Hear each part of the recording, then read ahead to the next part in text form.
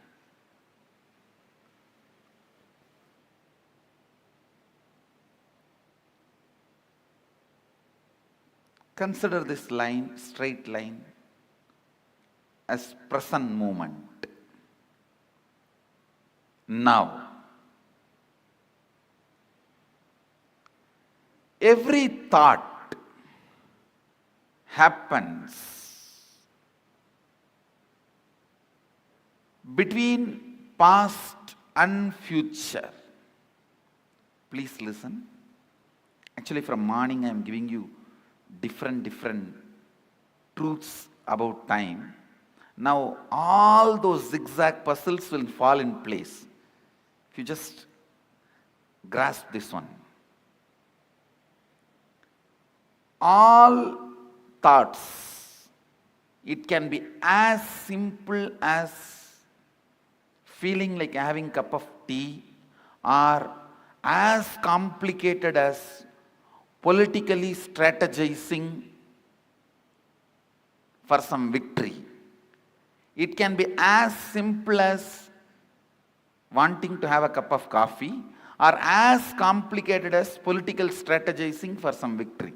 Any thought, thought means movement between past and future. Thought means nothing but you move to the past and future. This is past. Let's consider this as past, and this as future.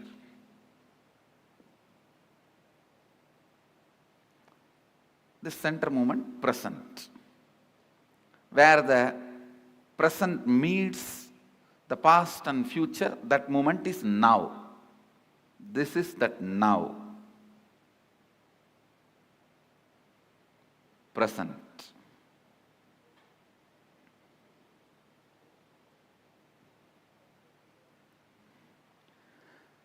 Understand, if these lines symbolically represent time, means this board is the space. Symbolically, this board represents space. On space only the whole time happens. Space is the most subtlest matter on which the play of time happens.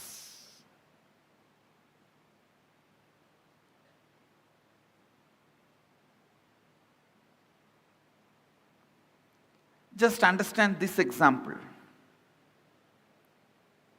Your movement between past and future is thought.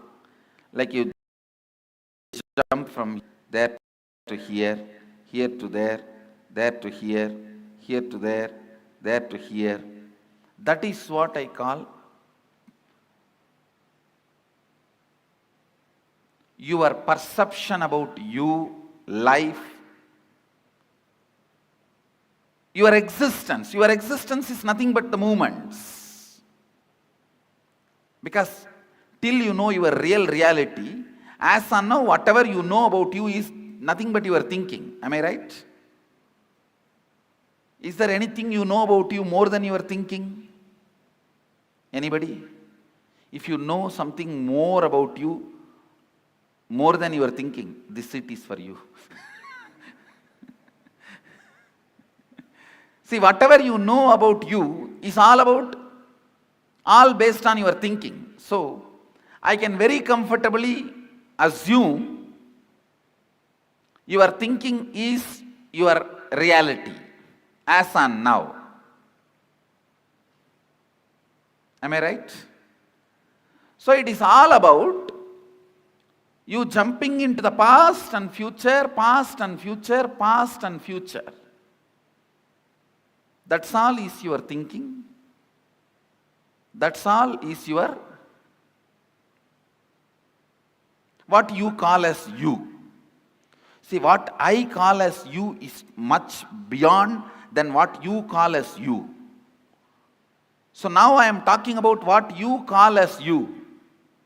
It's all about movements between the past and future. And I want you to know, it has a direct utility in your life's balance sheet. So please don't think it is some philosophy it is some metaphysics, it is some intellectual stuff. Allow every word to enter into you. It can increase your everyday balance sheet. Double. It can increase your everyday balance sheet. So allow this understanding to set into your system. I can make you alive. Listen. Your will can never be against the will of the cosmos. Your will can never be against the will of the planets. Your will can never be against the will of the universe. Because you have not willed, planets continue to do their allotted responsibility. If you will, they always come to you. Listen, in 3 ways they come to you. If you are praying, they come to you as God. If you are declaring, they come to you for negotiation table. If you are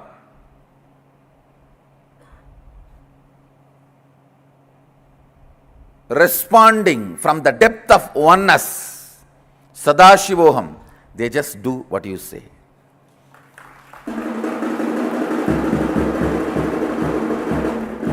Understand, please understand the will which you have. See, all of you have will. That is why you are, even if you want, you can move your hand, you can close your eyes, you can turn your head. Whatever will you have to run your body and your mind, this will and the cosmic will which runs the sun, moon, planets, these two only quantitatively differ. Smaller, higher, that's all. They do not have quality difference. Good, bad, no. God, devil, no. This is one of the major truth, very important truth. Sanatana Hindu Dharma teaches, I should tell you, Sanatana Hindu Dharma alone teaches.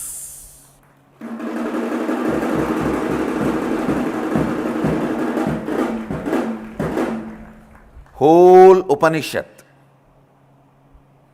introduces you, Shrunvandu Vishwe Amritasya Putraha.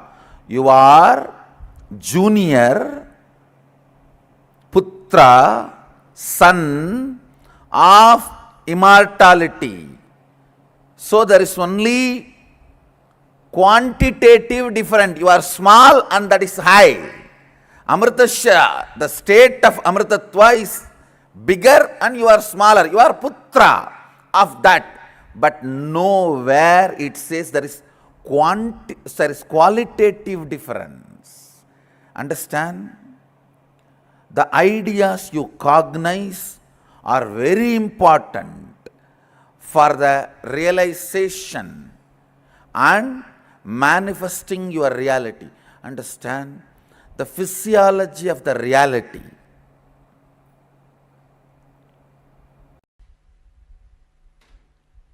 That is the reason I want you to understand the first layer and second layer past. The first layer past will heal basic problems of life. Second layer past will enlighten you and infuse tremendous energy and joy in you. Patanjali, one of the greatest inner scientists ever happened on the planet Earth, gives an amazing technique, a powerful technique. He says, through the perceiving of the impressions, by observing the past impressions,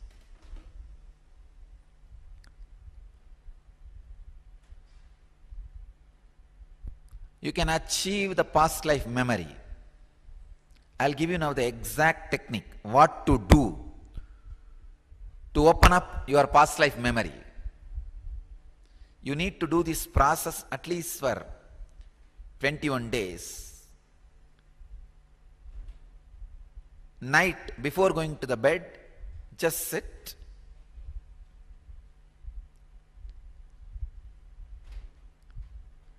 Start going back in your life. Please understand. Night 8 o'clock, if you are sitting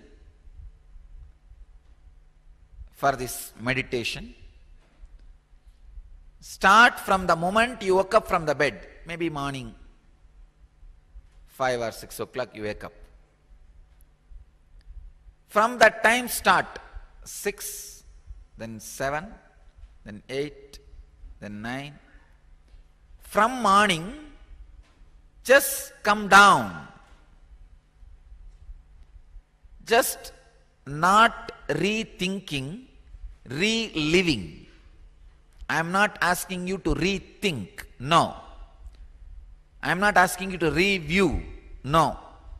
I am asking you to relive. From morning, come down to this moment, and same way, second, from this moment, go back to morning. Please understand. You need to do two things. First, sit, relive. Morning 6 o'clock, you woke up. Then you brushed your teeth, took bath, dressed up, went for breakfast, went to office. This all you did in office. Then had lunch. In this cycle once. Then second, go back. Like 8 o'clock you are sitting. Oh, half an hour before what did I do? Then 7 o'clock what did I do? 6:30 what did I do? 6 o'clock what did I do? Go back from this to the morning. Please understand. It's a very powerful process. Once come from morning waking up to night going to bed. Second, night going to bed to morning waking up. When you do these two, reliving, so many minute details, the subtle emotions you went through, the subtle experiences you went through, whole thing will be awakened. I can say, I can actually assure, within 21 days,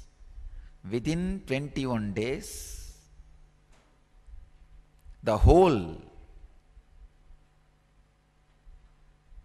understanding about the past and all the questions related to your past, how you create a samskara, impression, how you manipulate it for your day-to-day understanding, and how you can heal the wounds created by those samskaras. Understand? All these three will click in your inner space. How much ever I teach you by words, it will be just word. It has to become your very experience. As long as it is my word, you will never have the deepest understanding. Only when it becomes your own word, it will become your deepest understanding.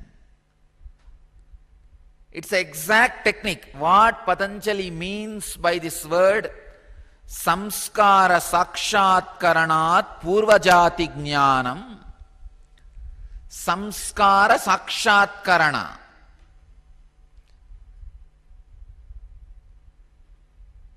samyama on samskaras, observing the past impressions. This is the technique. Please understand. Night you may need to spend 1 hour. If you are deeply interested in your past life regression,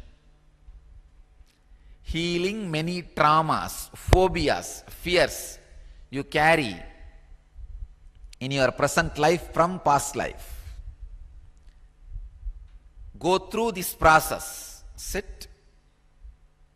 From morning till night, what you did, relive.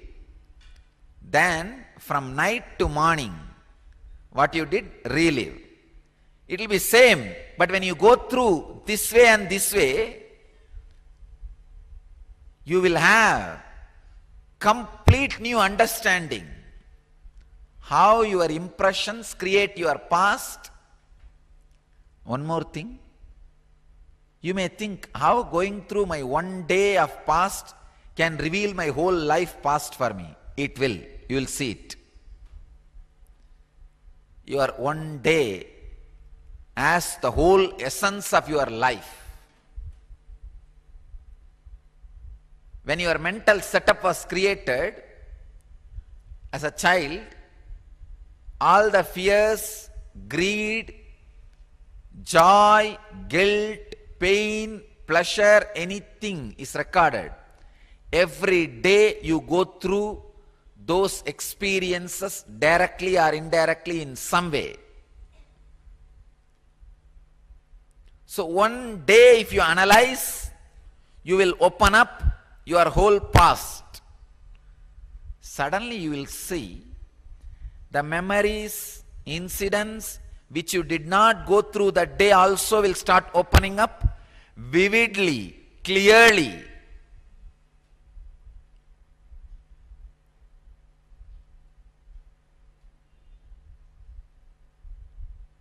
Actually, when you see and experience the whole past, the first thing will happen to you is you will start laughing about life.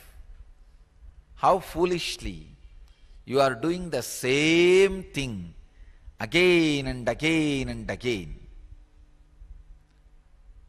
That is why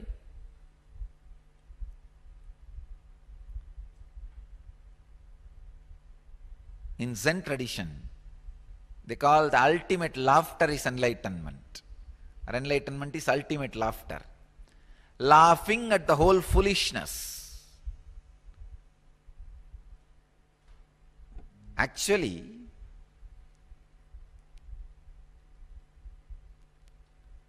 when you laugh at the whole foolishness, they do not know what to do. They are completely perturbed and disturbed.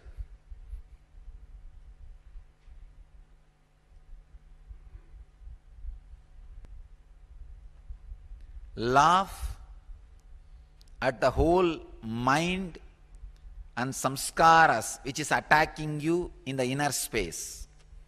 Suddenly they will lose power over you and disappear. So today, practice. Listen.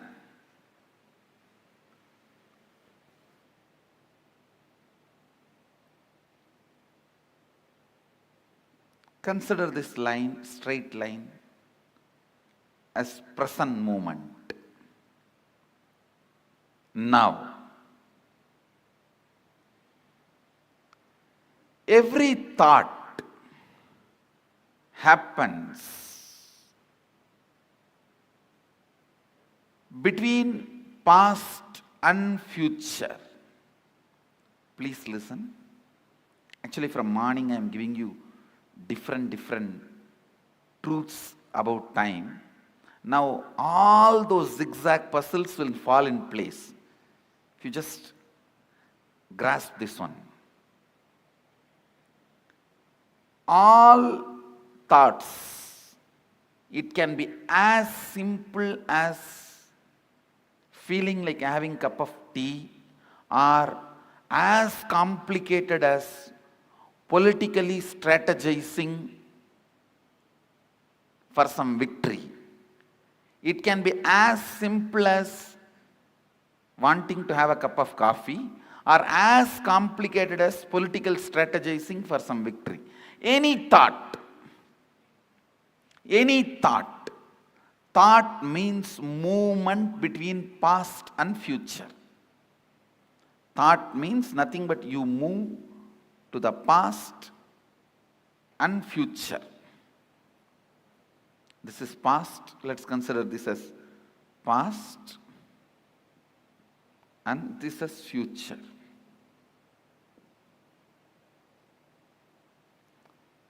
This center movement, present, where the present meets the past and future, that moment is now.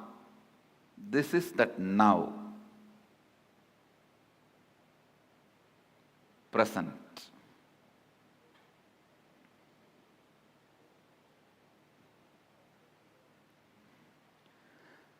Understand, if these lines symbolically represent time, means this board is the space. Symbolically, this board represents space. On space only the whole time happens. Space is the most subtlest matter on which the play of time happens.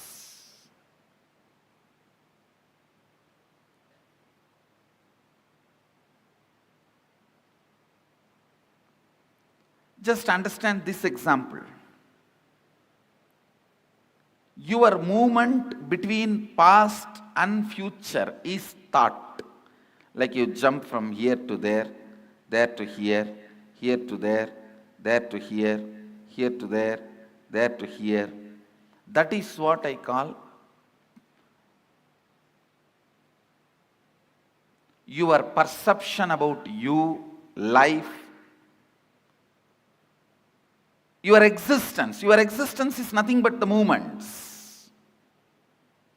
Because till you know your real reality, as of now, whatever you know about you is nothing but your thinking. Am I right? Is there anything you know about you more than your thinking? Anybody? If you know something more about you, more than your thinking, this seat is for you. See, whatever you know about you is all based on your thinking. So, I can very comfortably assume your thinking is your reality, as on now. Am I right? So, it is all about you jumping into the past and future, past and future, past and future. That's all is your thinking. That's all is your, what you call as you. See, what I call as you is much beyond than what you call as you. So now I am talking about what you call as you. It's all about movements between the past and future. And I want you to know, it has a direct utility in your life's balance sheet. So please don't think it is some philosophy, it is some metaphysics, it is some intellectual stuff. Allow every word to enter into you. It can increase your everyday balance sheet. Double. It can increase your everyday balance sheet. So allow this understanding to set into your system. I can make you alive. Listen. Your will can never be against the will of the cosmos. Your will can never be against the will of the planets. Your will can never be against the will of the universe. Because you have not willed, planets continue to do their allotted responsibility. If you will, they always come to you. Listen, in 3 ways they come to you. If you are praying, they come to you as God. If you are declaring, they come to you for negotiation table. If you are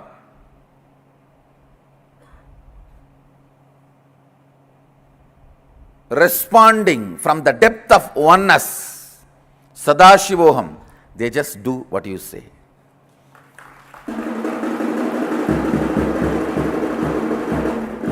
Understand, please understand the will which you have. See, all of you have will. That is why you are, even if you want, you can move your hand, you can close your eyes, you can turn your head. Whatever will you have to run your body and your mind, this will and the cosmic will which runs the sun, moon, planets, these two only quantitatively differ. Smaller, higher, that's all.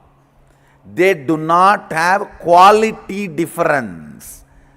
Good, bad, no. God, devil, no.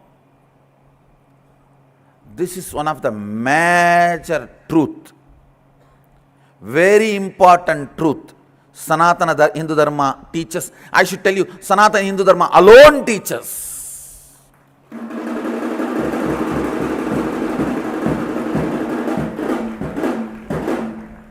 Whole Upanishad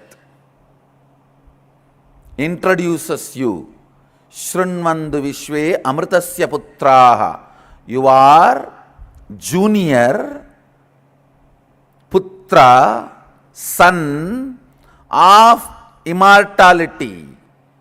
So there is only quantitative difference. You are small and that is high. Amritasya, the state of Amritatva is bigger and you are smaller. You are Putra of that. But nowhere it says there is qualitative difference. Understand? The ideas you cognize are very important for the realization and manifesting your reality. Understand?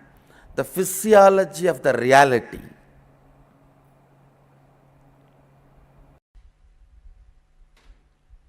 That is the reason I want you to understand the first layer and second layer past. The first layer past will heal basic problems of life. Second layer past will enlighten you and infuse tremendous joy in you. Patanjali, one of the greatest inner scientists ever happened on the planet Earth, gives an amazing technique, a powerful technique. He says, through the perceiving of the impressions, filled with hunger for power, wealth, and conquering our enlightened empires, we faced it back with courage, valor, and strength. But still, this was a cultural, spiritual, ethnical genocide which has not been spoken about. The Hindu Holocaust, filled with barbaric killings, brutal massacres, criminal conspiracies, with no parallel to this in the entire civilization. 5,000 years of relentless persecution, yet untold. The attackers, they usurped our kingdoms. We bravely fought them back. We were able to get them back. When they destroyed our temples, we were able to rebuild them back. When they destroyed our universities, we were able to revive them back. When they massacred our people, we did not give up. Even that did not push us to give up. But they attacked our gurus. They destroyed the Guru Shishya Parampara, a blow which we are still not able to recover from. I'm just going to take every one of you, even for those of you that listened, I'm going to take every one of you through a very important information that all of us need to know. The attack on Hindu gurus is not just isolated incidents. It's not 1, 2, 3 here and there. This is a genocide that has been going on and on. But before I enter into this segment, I'd like to take a few minutes to tell all the viewers. The next 1 hour, we are going to be presenting to you some of the most important statistics, facts, and information. And many of this might be little graphic, and the viewer discretion is advised. But this we have to show to each and every one of you so that we as Hindus understand the facts. And we are going to take you all through a very quick statistics of just last 97 years. And for those of you that missed yesterday, you can listen to this again, because it is very important that we understand. Just we know and remember this one statistic. Here you see, on the 23rd of December 1926, 70-year-old Swami Shraddhananda was assassinated by a militant missionary.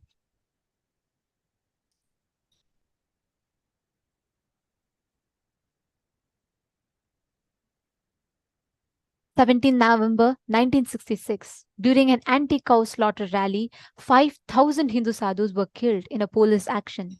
The official numbers reported is just 8 to 375.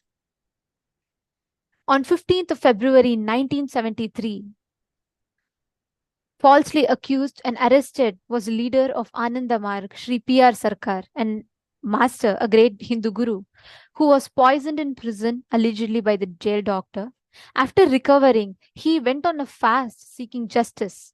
He fasted for the next 5 years, 4 months, 2 days until 2nd of August 1978. And do you know what happened to his disciples? Just a few years later, after this guru's fasting, 16 male and 1 female Hindu sannyasis of this exact same Ananda Marg were pulled out of a cab and burnt alive near a bridge in the broad daylight. To this day, no justice is served. 23rd of August 2008, Swami Lakshmanananda Saraswati and 4 of his disciples were murdered in the state of Odisha in India. He was a highly revered spiritual leader who lived a life dedicated to the welfare of the forest dwellers in Kandhamal, Orissa.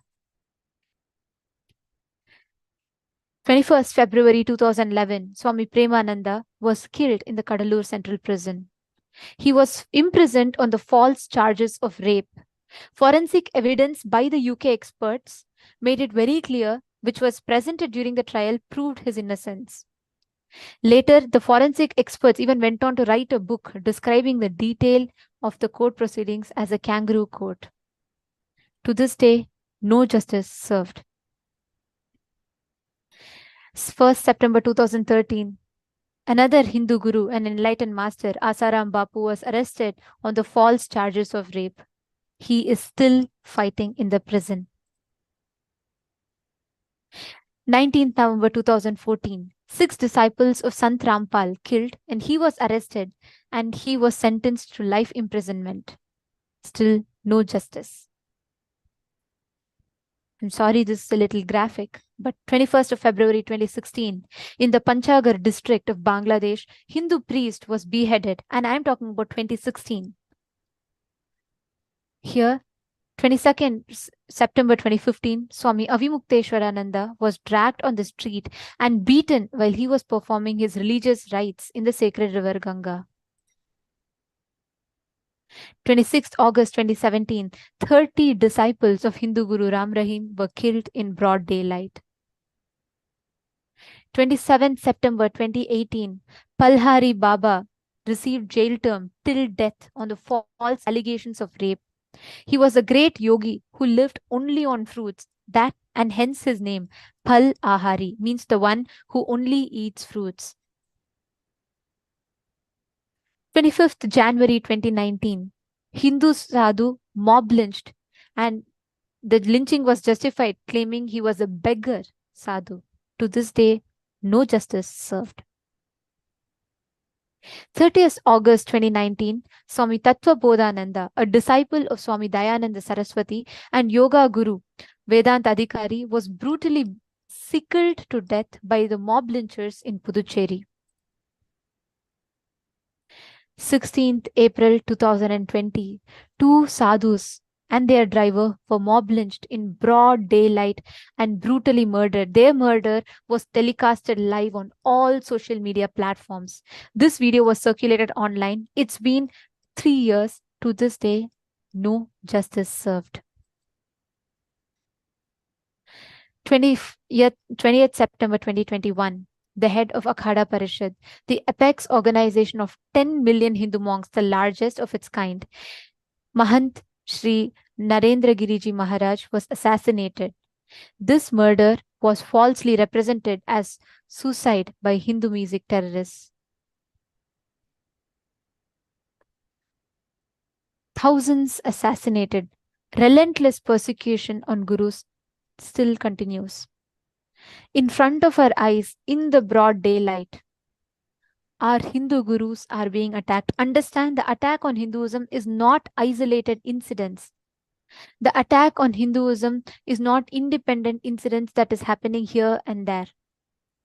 This is a clear strategic attack that to this day, all the Hindu gurus are struggling. All what we saw now are the assassination attempts, the brutal attempts through which they were able to demolish, destroy all the gurus, the lamps of Hinduism. But there is one last lamp, one hope for the whole of Hindus, the 2 billion of us.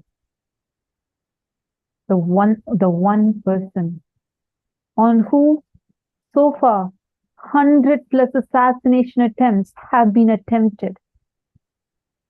Yet he did not deter, did not even waver even for a second, even for a moment from his vision to make a nation for Hindus, and made it happen for us. Society will hate you, rate you, judge you, attack you, abuse you. Beyond that, what makes you stand makes you what you are.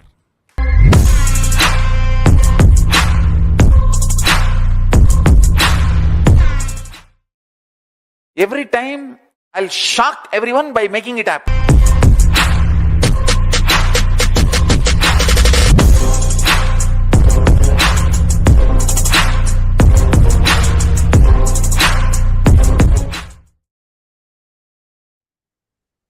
But today, what we are going to be sharing with all of you is what is happening right now.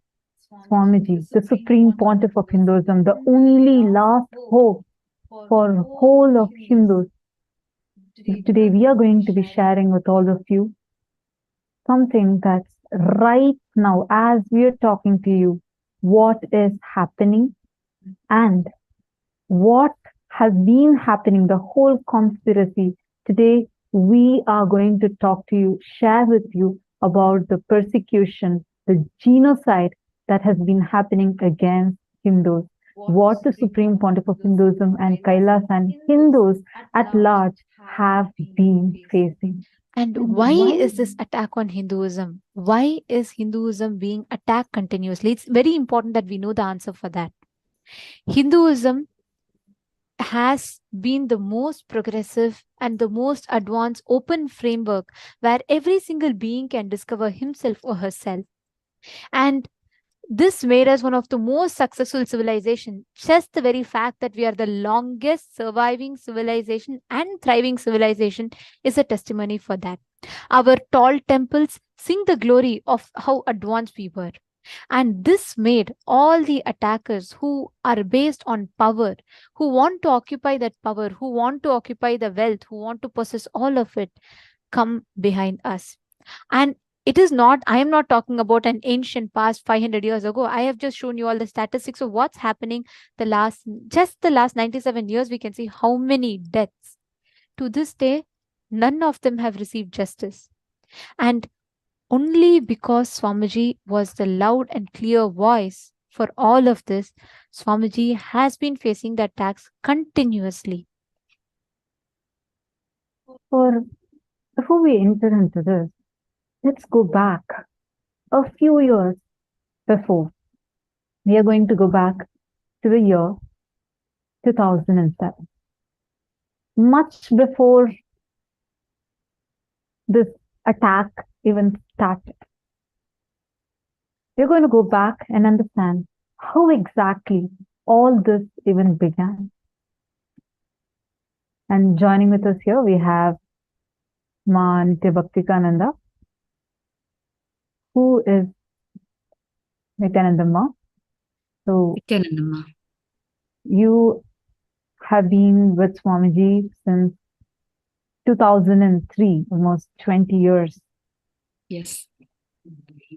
So how did you get connected with Swamiji? Because how did you get connected with Swamiji? How did you meet Swamiji? Could you please share a little bit about yourself? Basically, it was 20 years ago in 2003. We had our first darshan of Swamiji, my pre-monastic family and myself. Our background is we're from the Natukottai Nagarattar community. We are known for our deep devotion to Paramashiva, and most of our earnings goes towards the Shiva temples around the world. The moment we saw Bhagavan, every one of us in my family, we connected instantly and very deeply to Bhagavan, and each of us realized in our own hearts and souls that Bhagavan is Paramashiva himself. My grandmother, Annapurniyachi, she was in her late 70s by that time, and she's a very pious and devout person.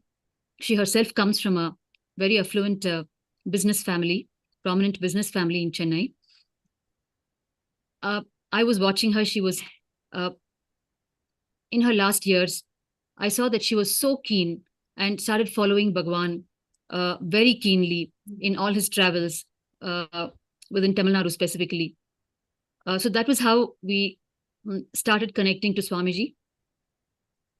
And in the year 2007, it was the time the Guru Purnima celebrations were happening.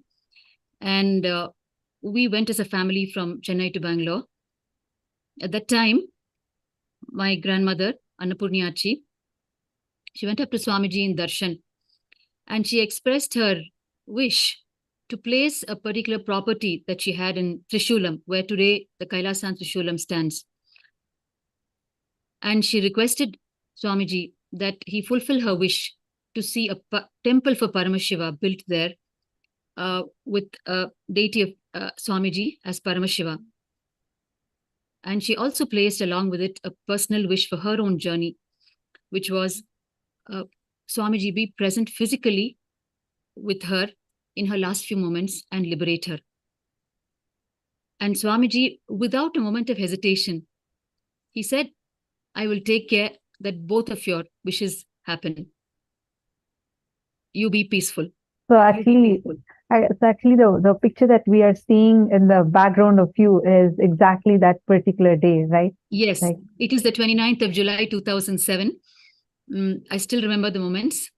And Archie is actually conveying her wish and requesting if Swamiji will fulfill it.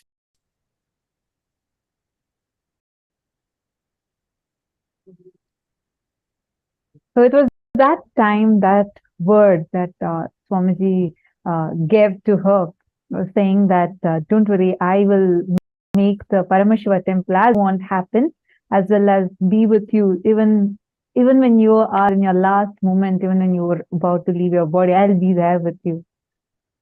So Yes. beautiful. So then what happened? So then I went ahead. Of course, as a family, we went ahead and we attended all of Bhagwan's meditation programs. We all became spiritual healers initiated by Bhagwan. And we followed him in all the yatras that he went to Varanasi, to the Himalayas, to Kailash, to Tiruvannamalai, you name it. We were finally temple hopping and in all the pilgrimages with Bhagwan. And in fact, Annapurnyachi and myself went to Varanasi together with Bhagwan in the year 2006. It was in January when Bhagwan went to dissolve his own biological father in Ganga. So we started connecting more and more. And I finally took up sannyas. And Annapurnyachi and we became part of Kailasa. And we saw between 2007 and 2010, we were direct eyewitnesses because we were living around Bhagwan. And it was he was like a sensation by then. He was like a rising phenomena, a guiding force for the whole of humanity. We saw all the mass satsangs where lakhs of people would gather. And specifically in 2006, where Bhagwan flagged off the Kodikan Ratha Yatra, where he actually facilitated darshan for 1 crore people, darshan of the presiding deities of the mission, Nithyanandeshwara Paramashiva, Nithyanandeshwara Paramashiva Shakti. And we witnessed how Bhagwan traveled thousands of kilometers on road and gave darshan. How many ever lakhs gathered, he gave individual darshan to each person. We would follow him around continuously and be part of all the roads as much as we could.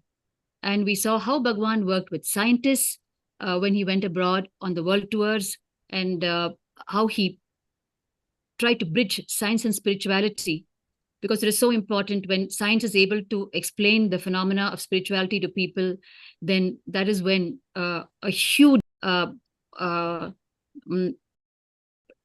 many more people will connect instantly to what he's trying to do for humanity. So we saw all the facets of Bhagwan and the mission. You're seeing here, those were the early days when we saw all of it live. So this we saw between 2007 and 2010. In 2010, while all this was happening, and Archie had already placed the Trishulam property at the feet of Bhagwan,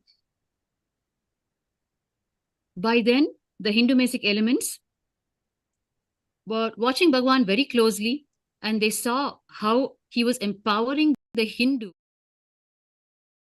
to their roots, and how he was able to explain to them the Palashruti, the benefits of Hinduism.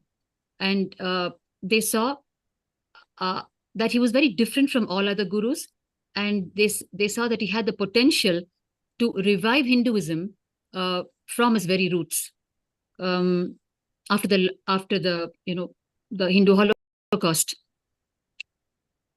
And while this was happening on one side, this particular property in Trishulam, which I'm talking about, of course, meanwhile, Annapurnyachi transferred the property to my name through a gift settlement to facilitate, further activities of Kailasa there.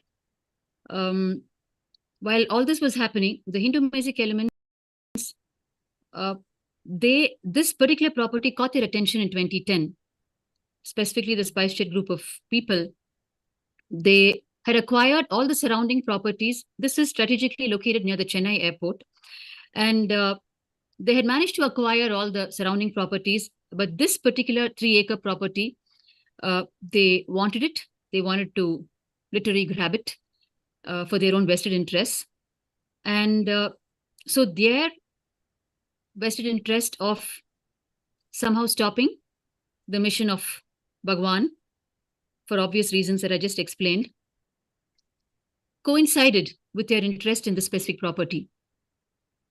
So when both came together. So what exactly happened, like when I know, especially like multiple factors had happened at that time. I also remember tons of things, especially when Swamiji was being named as the top, one of the most influential people out of the top 100 most influential people spiritually who are alive in the planet Earth. So, like this, and the awards that Swamiji was getting, and the celebrities that were just pouring in. And the most important part being that all of them being awakened to being Hindus. And especially, I remember it was this Kodikan Rath Yatra that you were mentioning about. It was a time where people that had lost their connection with Hinduism, who were either forcefully converted to other religions or brainwashed and converted to other religions, all of them started coming back to Hinduism. And when they started coming back to Hinduism, when they started understanding about what Hinduism is, and there was one huge conference that had happened where in a huge stadium, and this Hindu music forces, which were also part of like deep state elements, political groups, and they were having a particular trying to gather for a public speech, and at the same time Swamiji was having a Bhagavad Gita discourse. And shockingly, like these people, these anti-Hindu elements had actually bought people, like meaning they gave money and tried to invite people. And but it turned out that we, for Swamiji's Bhagavad Gita satsang, we had 10 times more amount of people that had gathered here and crowded the entire place. And this was also a point where they started feeling threatened, especially seeing that Swamiji was extremely young. And around that time, Swamiji was just in his 20s. Swamiji was extremely young, extremely talented, and extremely active. Someone who has been working in an unparalleled level. He used to work day and night, like how Manitya Bhaktikananda was just mentioning to us. He used to work tirelessly, like day and night, meet with the scientists, meet with the like in people from all walks of life. He would meet with a person from the most affected areas, like the visuals we just saw a few minutes ago. Swamiji would just go to them, meet with them personally, heal them, bless them. And at the same time, Swamiji will have meetings with like the celebrities and like the topmost celebrities at that time. Most importantly, by that time, so many people were gaining awareness, and we were all starting to understand the value of Hinduism. Imagine the sacrifices of our ancestors, all that they've been through. Today's generation didn't even know the value of the temples that are being destroyed in front of our eyes. And Swamiji single-handedly spread so much of awareness about Hinduism, the importance and the experience in itself, whether it is the healing, whether it is the Annadan. Seeing Swamiji's commitment to the enlightenment of humanity, to the upliftment of the humanity, we can see how millions of people gather around. It's not just in India, all over, anywhere Swamiji went, people just came in tens and thousands to receive these extraordinary sciences. Whether there were cyclones, flood relief, anything, Swamiji was there hands-on, on the ground, and Swamiji himself would go personally monitor whether the food is hot, whether it is served properly, whether all the needs of the people are taken care. Swamiji will be hands-on in the ground, and Swamiji himself will make sure it is happening. So Swamiji was this huge force who is extremely, like everyone realized that he is going to make it happen. That actually, that was a very important point over there. Like I remember earlier in our conversation, Nitya Bhaktikananda, you had also mentioned to us how your Achi, your grandmother, had even mentioned to you that she was just so sure that it was, if someone can do this, it's only Swamiji. And that is why she even said that I want to give this land to Swamiji, because I know Swamiji will make my wish come to reality by making the Paramashiva temple happen. So this was the situation given, this is what was happening at that time. And this group, the deep state elements, the anti-Hindu mafia gang, like a militant group it was. They, at the same time, wanted to build an airport at that particular place, and they wanted to get this land. And what happened, Ma? What happened after that? When they wanted to build, like they tried to encroach land, what exactly happened? Multiple things happened at the same time, Ma. One is they started sending out a series of threats, blackmail, and other means towards Bhagavan. Bhagavan's reply to them was very simple. He said, I have no personal interest in this property. It was given by a devotee of Paramashiva to Paramashiva, and I'm here to fulfill it. If the devotee is willing to change her request, then I will go by that. That was the response from his side. And he said, I have given my word to her. If her request changes, then I will go with that option. So when Annapunyachi was consulted, she was very clear in her stand as well. She said, I have placed the property at the feet of Paramashiva, and I know and trust that Bhagavan will make it happen. So from both sides, both of them were very clear. So then what happened was, the other parallel things that were happening were, meanwhile, these elements started moving through encroachers. They instigated people to encroach on the property. And as on date, 3/4 of an acre is actually under encroachment. And these encroachers are not just sitting, sorry? These encroachers are not just sitting on our property. They continuously, they give everyday disturbances of all types to our sannyasis there. If I have to detail it, it ranges from, they're already inside the campus. They would come and they would very obscenely eve tease the female sannyasis. They would come and throw meat when we're performing our Guru Puja or when we're performing our homas. Or they would come and they would go to the police and file false complaints against Bhagavan, saying that he is grabbing the land. And then we would go running to show our documents. All the original documents we have right from 1958 when Annapunyachi acquired the land till date. But there's no shred of document on their side. And yet they managed to prevail just by the sheer brutal force. And actually, what you're bringing up is a very important fact. The moment the anti-Hindu elements realized that they could neither blackmail Swamiji to get that land, because Swamiji was unshaken, his commitment, Swamiji was unwavering to his commitment to his disciple, like you beautifully said. Just that one word that Swamiji said, because your pre-monastic grandmother had the will, Swamiji, I want a Shiva temple because you are my Paramashiva. I want to build a temple for you in this land, and that is the reason I'm giving you this property. That one commitment, just that one blessing that Swamiji gave to that devotee, because of that, Swamiji said, like you beautifully said, Swamiji said, come what may, I will not deter from this commitment. And even when the anti-Hindu elements tried going and pushing your grandmother, persuading her to give this land for the uses that they want, and she also said, I know whatever happens, Swamiji will build the temple. That trust and that commitment of Swamiji's.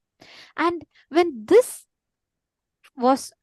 anti-Hindu elements could not persuade, and when they could not get through with their blackmails, what they next started was a spiral of attack, character assassination attempts, lawfare.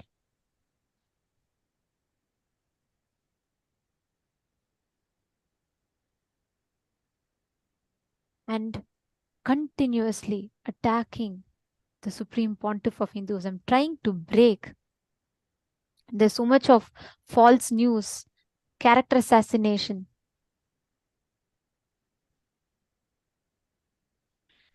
The violence, false misinformation spreading, inciting hatred in the eyes of the public. And this started Before this attack started, the whole conspiracy had already started from the time the in 2009, especially when a huge this Kodikan Rath Yatra happened. Actually, this 2009, this year was where it was like almost going to its peak, where they saw that Swamiji was someone unstoppable because Swamiji did not have any kind of discrimination, inhibition, nothing. Like he would just go hands on, be in the ground level and work with every single person and be patient, tirelessly working hard and sacrificing his sleep, food, everything, and reviving Sanatana Hindu Dharma. So when that happened, already with an agitation that they were not able to get their hands on this land, one more side, they're seeing Swamiji to be a threat for their political agendas, and they were seeing that Swamiji was someone who was unstoppable. On 17th of February 2009, a huge corporation sent one of their advocates who 17th February 2009, who went to Swamiji in a public darshan, wrote a threatening letter stating that, so this is 17th of February 2010, he writes a letter to Swamiji stating that we have created something that can ruin your entire career. Give us 100 crore rupees and stop all your activities. Declare yourself as secular. We would leave you. He handed over this letter to Swamiji. His name was Sridhar. He handed over this letter to Swamiji in a public darshan in Coimbatore, Tamil Nadu. Everyone, or especially all the sannyasis around Swamiji, everyone were very clear that he cannot come and threaten like this because we know what Swamiji is doing. And immediately took him and handled that situation. But things were the kind of conspiracies that were building was something that no one ever imagined of. So when these tactics of blackmail and trying to extort money did not work out, they did one of the most, I would say, vicious and violent thing that can be done to anyone. They incited mob hatred. On the 3rd of March 2010, they released a false, doctored, morphed video of the Supreme Pontiff of Hinduism and spread it all over the media.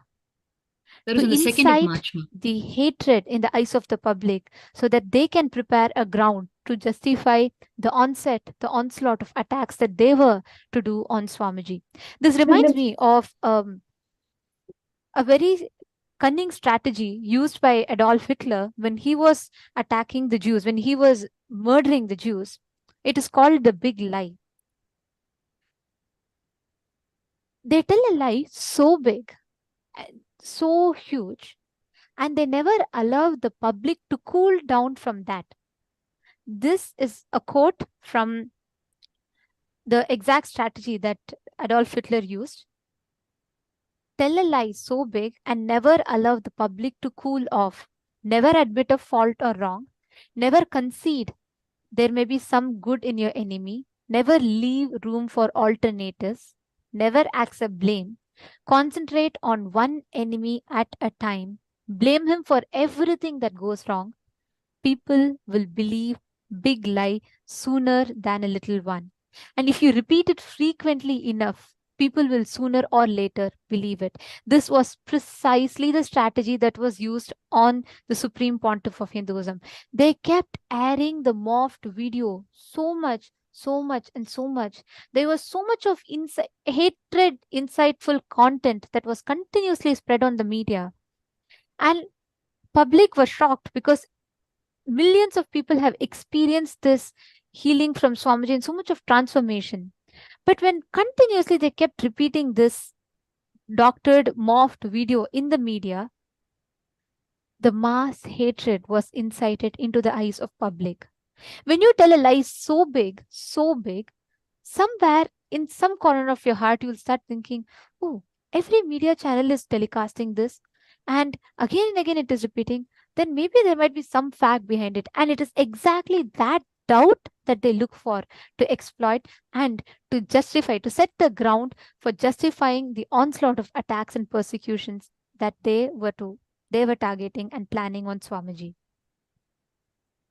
On 2nd of March 2010,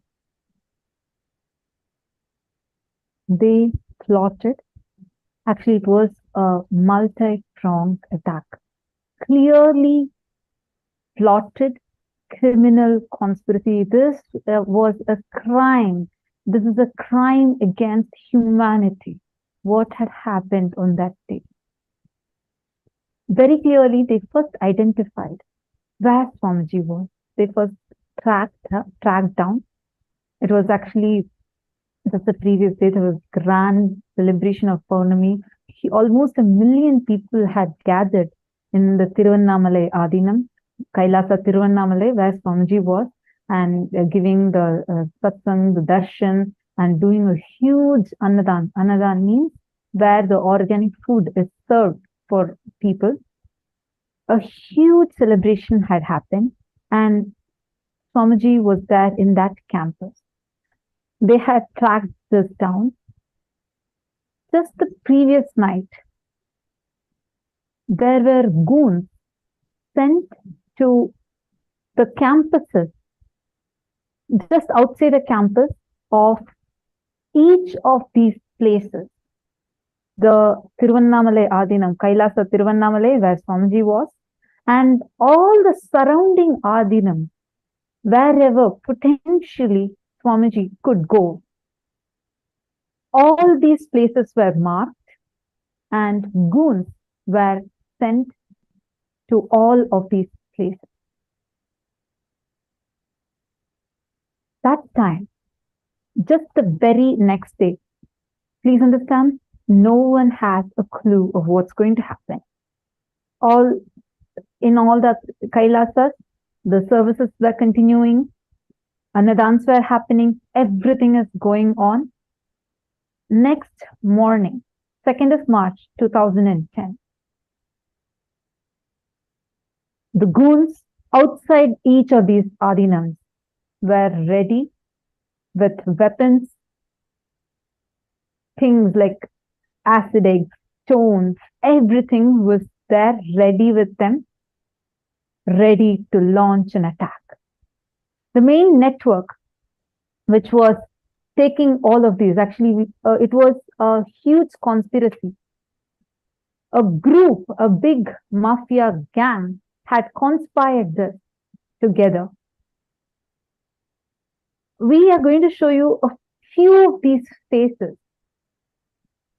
Many are still not even out. We are showing you some of the faces of the conspirators who had conspired and launched this attack, trying to extort 100 crore rupees, threatening, trying to blackmail Swamiji. And when they saw clearly that Swamiji is not going to budge, nor is he ever going to be even giving up on his vision, and instead continued it more intensely, they launched this attack. As soon as the network called Sun TV released the morphed video through all of its channels, it's a huge network. It's a huge network. Actually, some of its cases, for example, just one scam that it was a part of, I'm just giving you an example.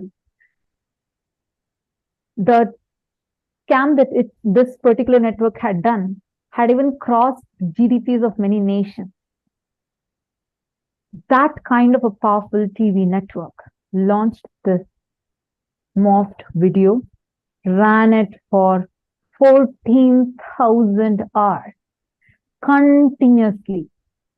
And at the same time, in all of the ashrams, at the same time, the goons entered and the huge attack was launched. Their target was only one: to chase and to assassinate the Supreme Pontiff of Hinduism, just like you saw how they target and kill each Hindu guru.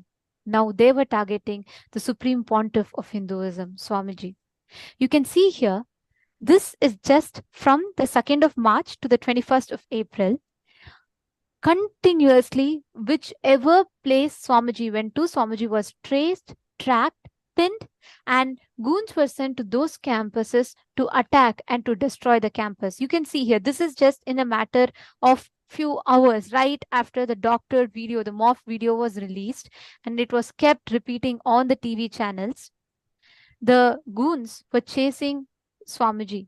You can see here, Swamiji on the 2nd of March was in Tiruvannamalai, and from there, he was chased all the way up to Salem.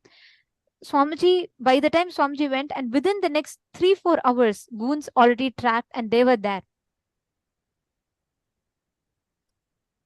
From there, Swamiji was traced and followed to the next location, from Salem to Bidadi, and from Bidadi to Hosur, Hosur to Puducherry. Swamiji was continuously chased. And finally, when Swamiji went to Haridwar, and when Swamiji was trying to be part of the Kumbh Mela as per the Hindu tradition, Swamiji was traced, tracked till there and illegally arrested.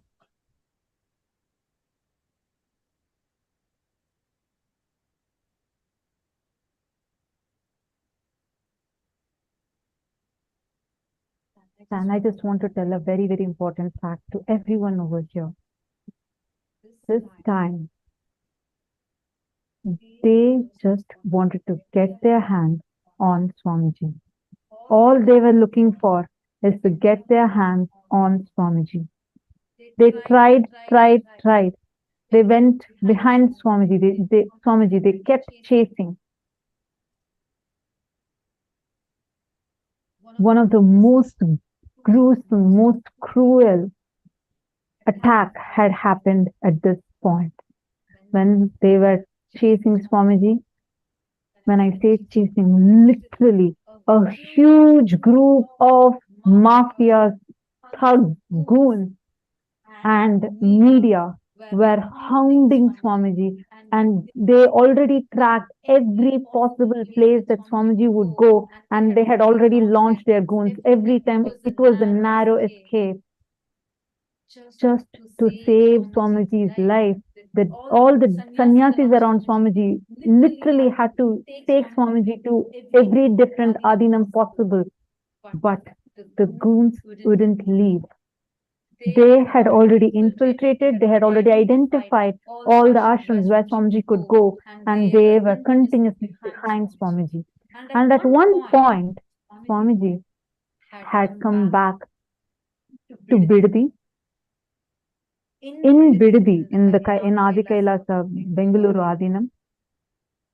And at that time, the Adinam used to be like, especially when Swamiji's quarters used to be just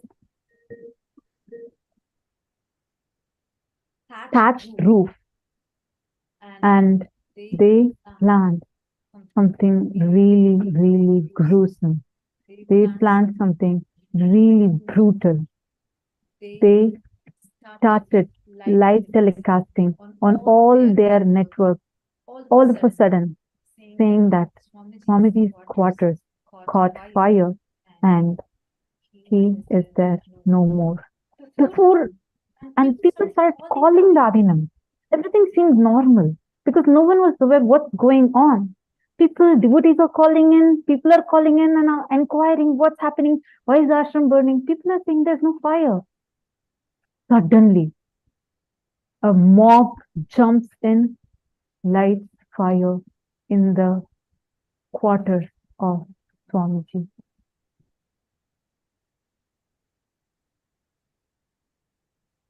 We can see here, this is Swamiji's quarters burning. And this entire attack was pre-planned. Even before there was fire, there were media already waiting in position. And henchmen jumped in and put fire in Swamiji's quarters, and they locked Swamiji inside. When Swamiji was inside his quarters, Swamiji's quarters was set in fire. Not a single sannyasi, not a single human being was allowed to go next to the quarters. So many sannyasis were trying to rush to save Swamiji. Not a single sannyasi were allowed to go next to the quarters to protect. And do you know what the media did? The media stood there telecasting this attack live on all the platforms. They were telecasting this whole attack live, standing there. Not a single person rushed to protect.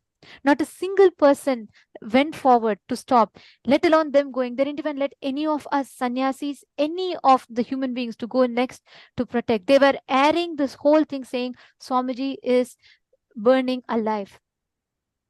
Even before this attack started, the media were all already in position. And before any of us could understand what is going to happen, they burnt the campus. They burnt Swamiji's quarters with Swamiji inside it.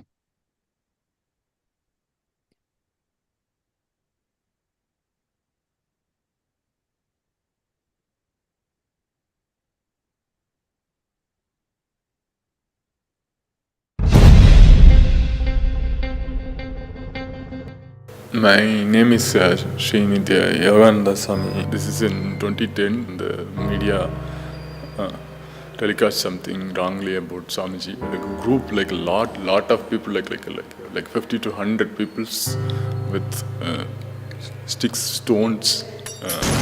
They just barged into the area and like just pulled up my shoulder, pushed me against the wall. They just like slapped me left and right, started kicking me and pushing me, just holding my neck and asking like, where is Swamiji, where is Swamiji? I couldn't see a trace of humanness in them. One after another, people started surrounding me, tied my hand behind, one after another, like one guy after another. Where is Swamiji, where is Swamiji? They started putting fire to everywhere, beating up like every single person they see.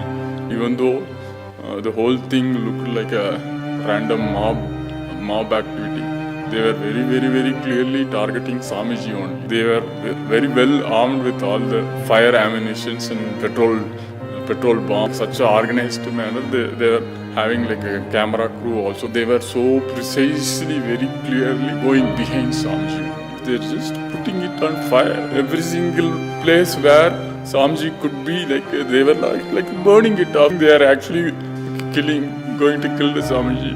They have planned to kill. The mob was going in every direction, very wild, putting fire at every single possible place where he could be. That is the most disturbing thing. Praying like nothing should happen to him and somehow he should escape this whole thing and be alive only. I couldn't do anything. For the whole world, it was shown like a public thing, but we know what was the original intention. We faced it. And the truth has to be told. Truth has to be told. It is not anything general, it is a very targeted thing. It is very much targeted thing. It is not a general thing at all. It was a targeted attack. It was a targeted attack. It is not at all what was told out in the media. But very fortunately, some of the people helped Swamiji from this whole thing and got him to safety. I have a lot more of these things. But this is one of the most painful things, like for the very first time that I was like seeing things, how this world is behaving in such a ruthless manner, like not considering any single human thing. Just going behind somebody just to kill no matter what. Like, so it was such a wild experience. That was really wild experience. It is not at all what the world is shown. It is completely different. The world is deliberately shown something. what happened is, this is what was happening.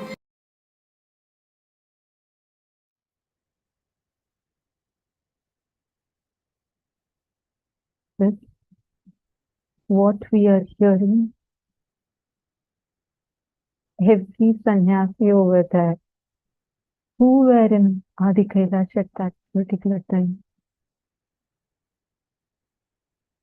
it was extremely difficult.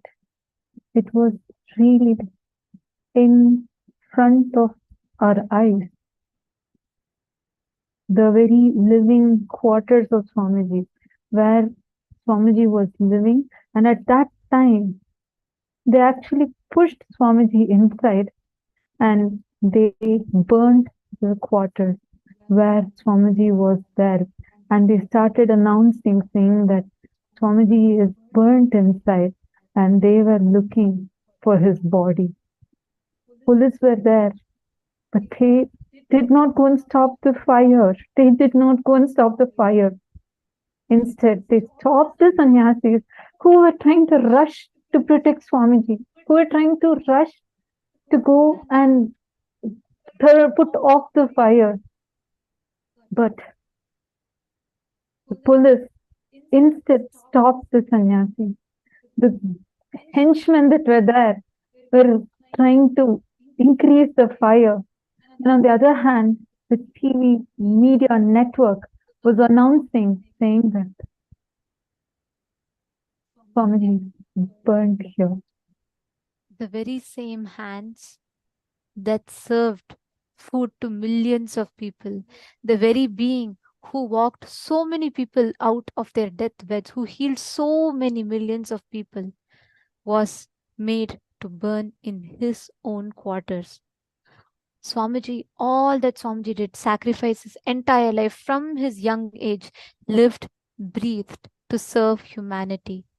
And today, that same place that he served, that same people that he lived for, that same place that he healed, the people who benefited from his healing, the people who benefited from the free food that Swamiji offered, the people who benefited from the free education that Swamiji offered, that same society gave this back to Swamiji.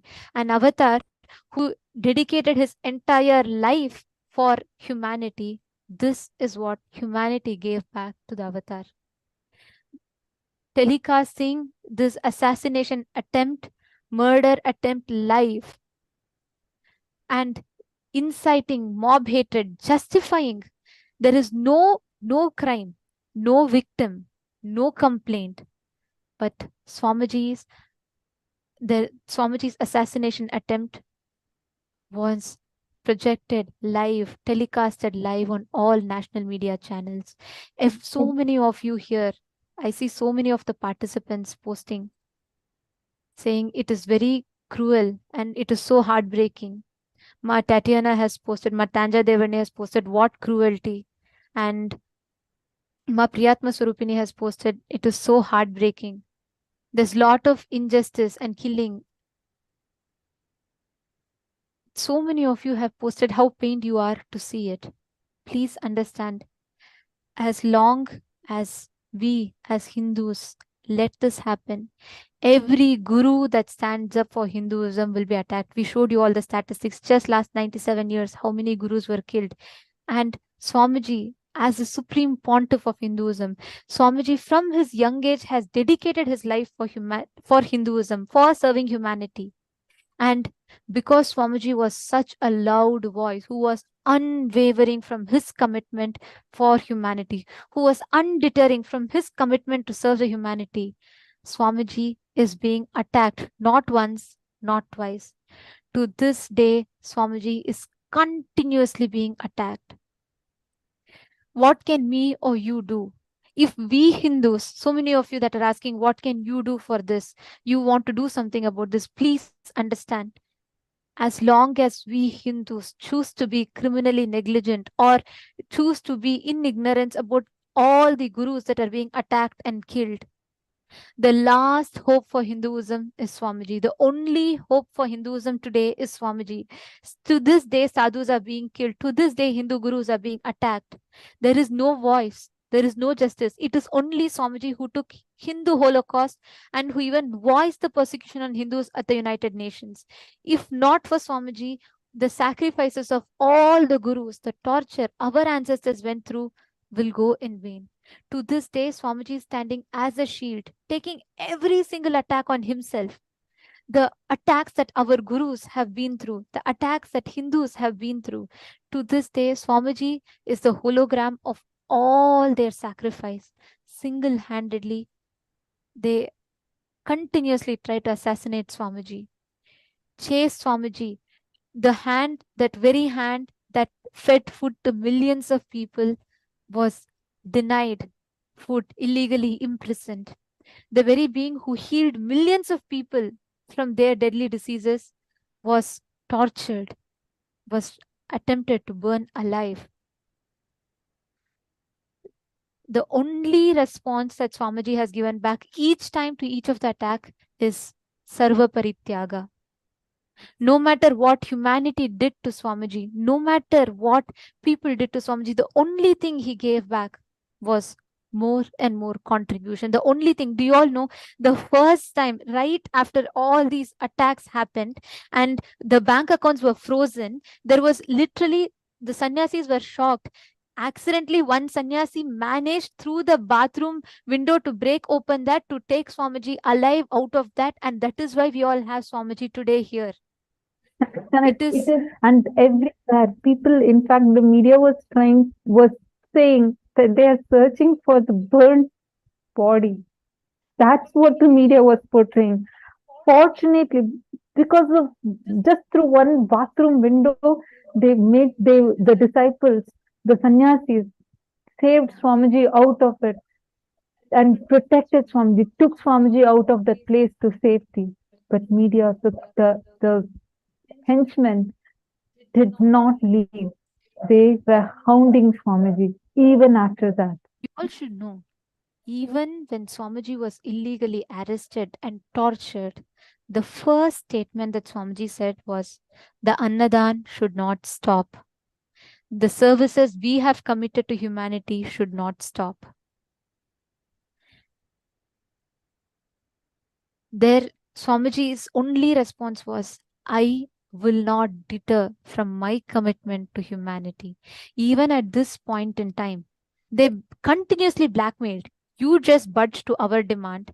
You give this to us. You give the property to us. You stop standing up for Hinduism. You just be secular. They continuously forced, blackmailed Swamiji. Swamiji's only response was, come what may, I will not deter from my commitment to humanity.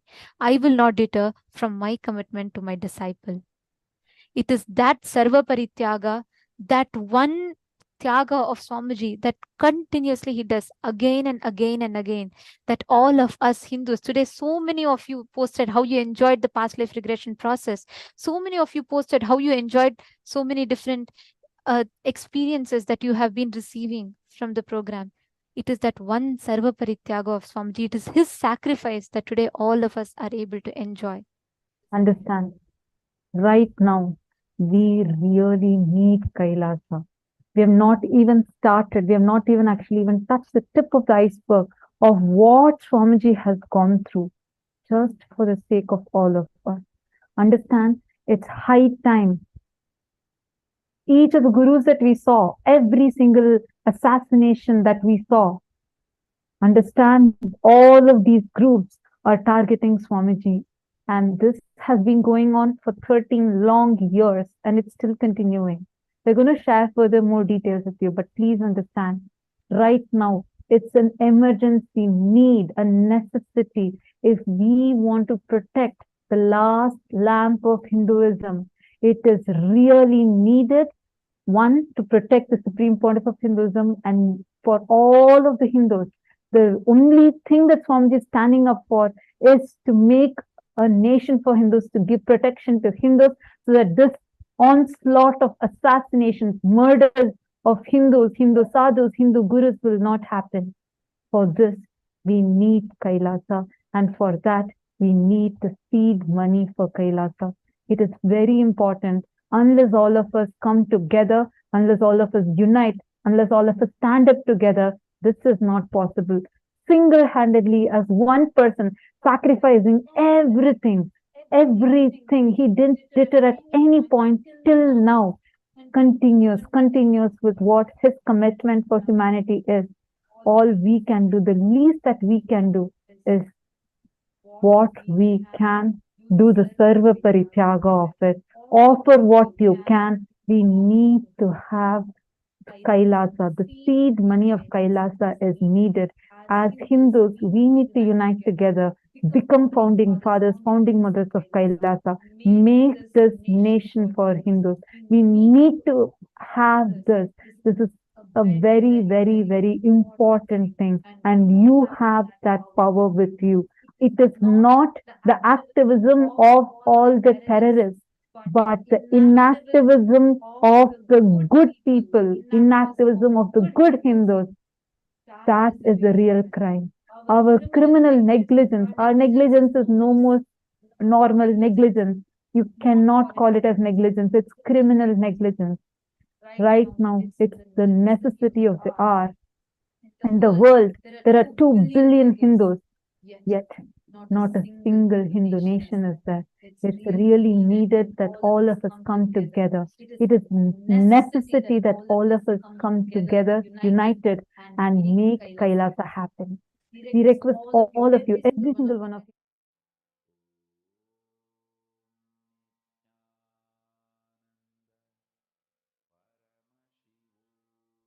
Every one of you that are feeling the pain, who feel that you really want to do something for it, take an action right now. What you can do from your side for an avatar who has done the sarva parityaga of everything just for his commitment to humanity. It is time that each of us as Hindus stand up. If you can commit your whole life, become a sannyasi, become a powerful part of Kailasa. If you are able to contribute your treasure, sign up for Sarvajna Pita, become part of the founding fathers and founding mothers of Kailasa. And let every single one of us sign this online petition so that we can spread the awareness about these onslaught of attacks that is happening continuously on Hinduism, on the supreme pontiff of Hinduism. Every one of you that are here, do what you can from your end. Become part. If you can dedicate your life, if you feel you can give your life to save Hinduism, if you can commit your whole life to become part of this, become a sannyasi, become part of Paramashiva Sena. If you feel you can give everything that you have, you want to become part of Sarvajna Pita to fund the seed money for building Kailasa, become a part. What you can from your side, become a part of reviving Hinduism. The avatar is here, ready to stretch himself to do the Sarva Parityaga. It is time that we, Hindus, stand up. What all of us are seeing is just one bit, one part. It doesn't end here. It continues. Ma Bhaktika Swami, after this whole attack, when the whole persecution, when this Dr. Mott video broke out, and even at that point, when Swamiji did not deter from his commitment, saying, devotee has asked me, she wanted me to build a temple there, I will make it happen. That was Swamiji's only response despite of all these attacks. Yes. What happened next? What happened in the Trishula Actually, Madhyam? I myself have thought so many times on the face of the attacks, because I'm one of the sannyasis who saw through and through from 2010 onwards, every single attack on Bhagwan. I used to think, what does it take for Swamiji to just call Annapurnyachi or her son and, tell them, you are all witness to what's going on, and you know how important it is for me to stay alive. So, can we just, they are going to be the first ones to, say it's okay. But he never did it. There was no question on that matter. And that's something I can't even imagine.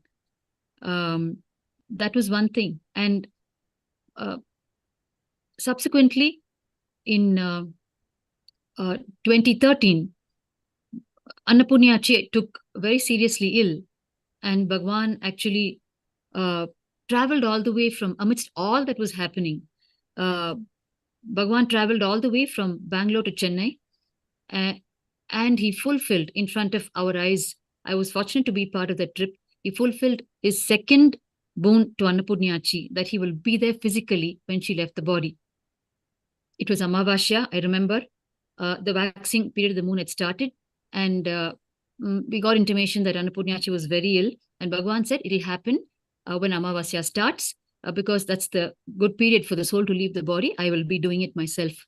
And he traveled from Bangalore to Chennai, and he liberated her and fulfilled his second boon to her. And after 2013, we are all witness to what happened when Bhagwan started the expansion activities at Kailasa and Trishulam. From 2014 to 2023, it's been a saga of attacks at Trishulam.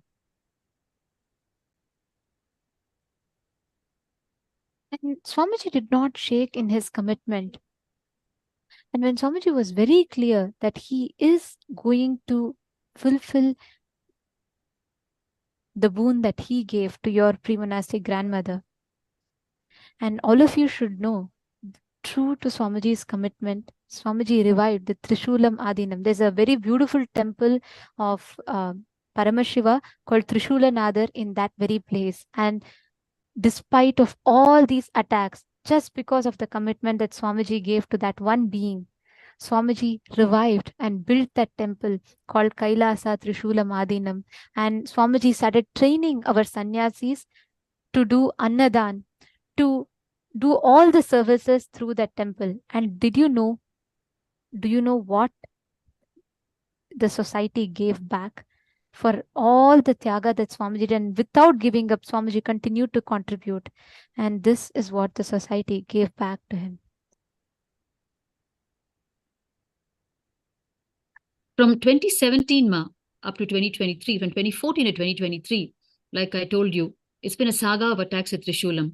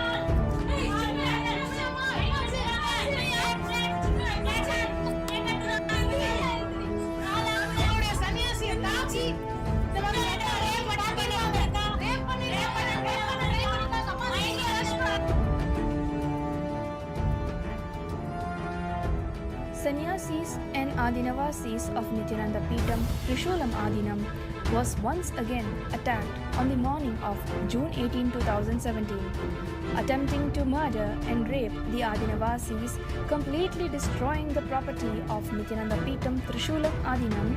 These anti-Hindu elements and rowdies with their family threw huge rocks into the parameters of the Adinam, severely injuring the Adinavasis.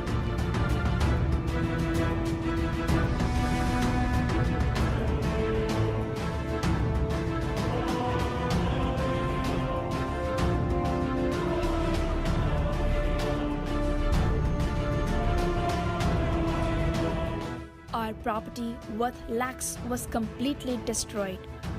The sacred Hindu temple housing Nithyanandeshwara Sadashiva, Nithyanandeshwari Adishakti and Nithyananda are defiled, and also a criminal named Sundar attempted to rape one of our sannyasis. With about 50 of such anti-Hindu elements led by Krishnan and family, Sundar and Indrani, who have been illegally occupying the hill, ran riot at the sacred temple and on these Adinavasis who have set their foot into the campus with the sole mission of operating the vision which Paramahamsa Nithyananda had for Trishulam Adinam, which is offering the community with a hospital and a temple.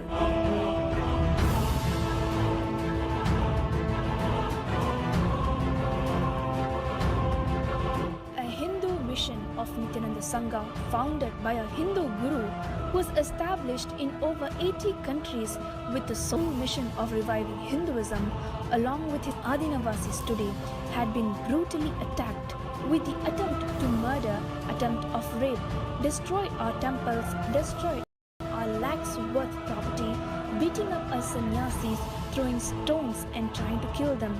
This is the sad state of Hinduism in India, especially in Tamil Nadu, that is known for its rich spiritual heritage, completely destroyed by terroristic anti-Hindu elements.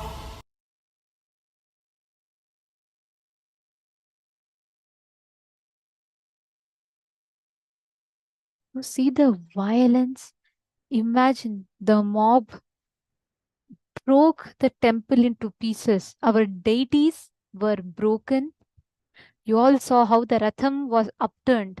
What the vehicle that they upturned was the Ratham and the caravan that used to travel around the city and give free people. The mob, it was a very, very cunning strategy that was planned. They purposely kept inciting hate to the mob. And mob lynching is the strategy that they always use to assassinate sadhus, Hindu sannyasis, and Hindu gurus, because a mob has no face. And they incite the mass hatred and incite the mob to agitate the mob to go and attack. And you can see the way they attacked. Our sannyasis were raped and they hurled stones at our sannyasis. They destroyed every single piece in the Adinam, in the temple, in the monastery. The monastery that was serving free food to people. The monastery that was offering free healing services to people. The monastery that was doing the free community services to people. That same monastery was destroyed into pieces.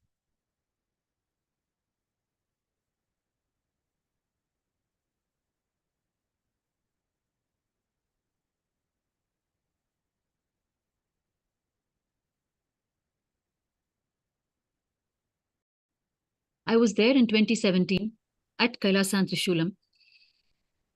Like how the entire infrastructure created by Bhagavan in all the Kailasas worldwide took a heavy blow in 2010 and it was literally razed to the ground. His entire effort on Kailasa and Trishulam was completely destroyed in 2017. You saw the attacks just now. Actually, we had just finished our morning puja and we were having our breakfast, the sannyasis, and suddenly there is a huge rock stone that came and landed on my breakfast plate. And that is how we woke up to the entire attack that was happening outside. And very rapidly, it developed. Hundreds of the Hindu magic elements were suddenly inside our property. They were carrying chains, they were carrying rods, they were hurling rock stones with no restraint, full force on us. If we came out of the container rooms, we would be dead. There was already a lot of bloodshed amongst us. And if we didn't, they would thrash the entire property to the ground, which they did. They broke the water syntax tank, so we will not have water. They cut our electricity lines. They outraged the modesty of our female sannyasis. Any piece of infrastructure they got in their hand, they thrashed to the ground. They shattered all the glass panes they saw around them. Our computers, our laptops were gone.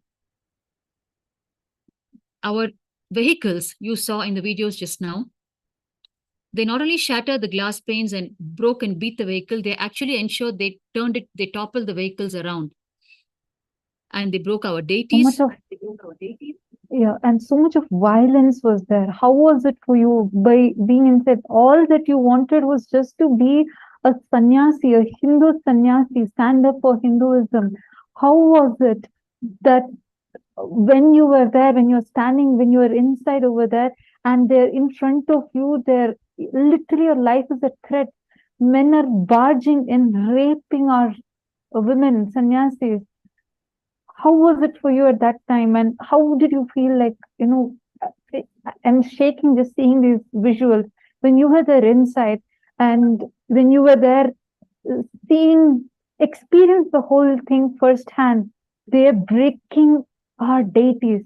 How was it for you? What exactly happened? It happened so fast and under so much murderous force from their side. And the whole thing was a complete surprise for us as well. When they broke the deities, that was really the last call. We just didn't know what was happening. The whole world collapsed when we saw that. And when we turned, we saw what you just saw in the videos, our female sannyasis. I can't even describe what we went through. We tried calling the police. And the SI said, I'm not here, I'm not there at the moment, we will come. And they did after the whole thing was over. The entire Kailasa and Trishulam was just a pile of debris. I remember just walking through the whole campus. It was just debris lying everywhere. It was either glass or they smashed our CCTVs when they realized that we had CCTV cameras. In fact, the footage that you saw was the little bit we could capture before they broke the CCTVs. It was very difficult, especially for me, because on the one side, I have been witness to what happened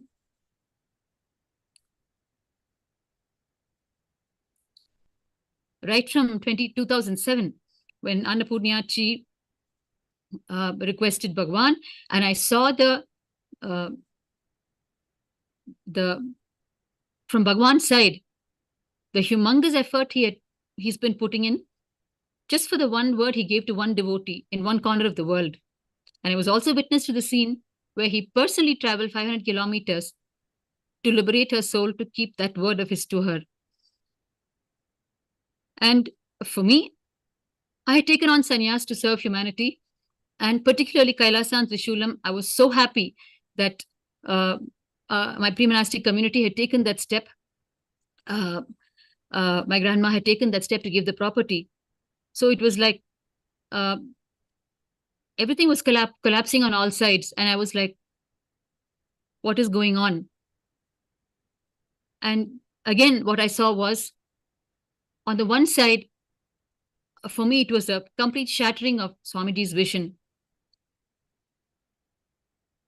There were so many questions unanswered in the top of my head. And one more time, we saw the response from Bhagavan's side. As per Swamiji's vision, I can even now see how you're choking, your voice is literally choking, reliving that experience.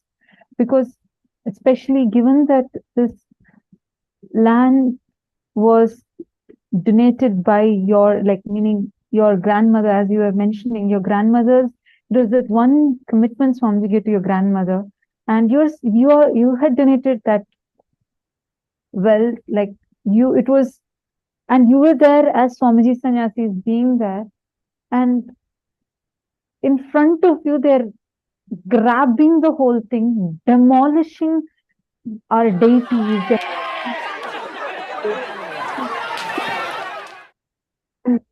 being so violent. A huge mob had barged in. And what did you go through at that time? What did you feel at that time? Especially given that coming from a royal lineage, you had decided to take up sannyas.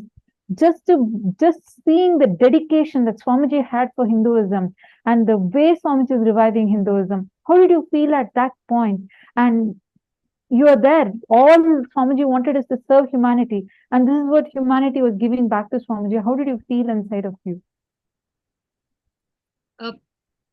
I was completely broken, Ma, because it's the vision of Swamiji to serve humanity that inspired me to take sannyas.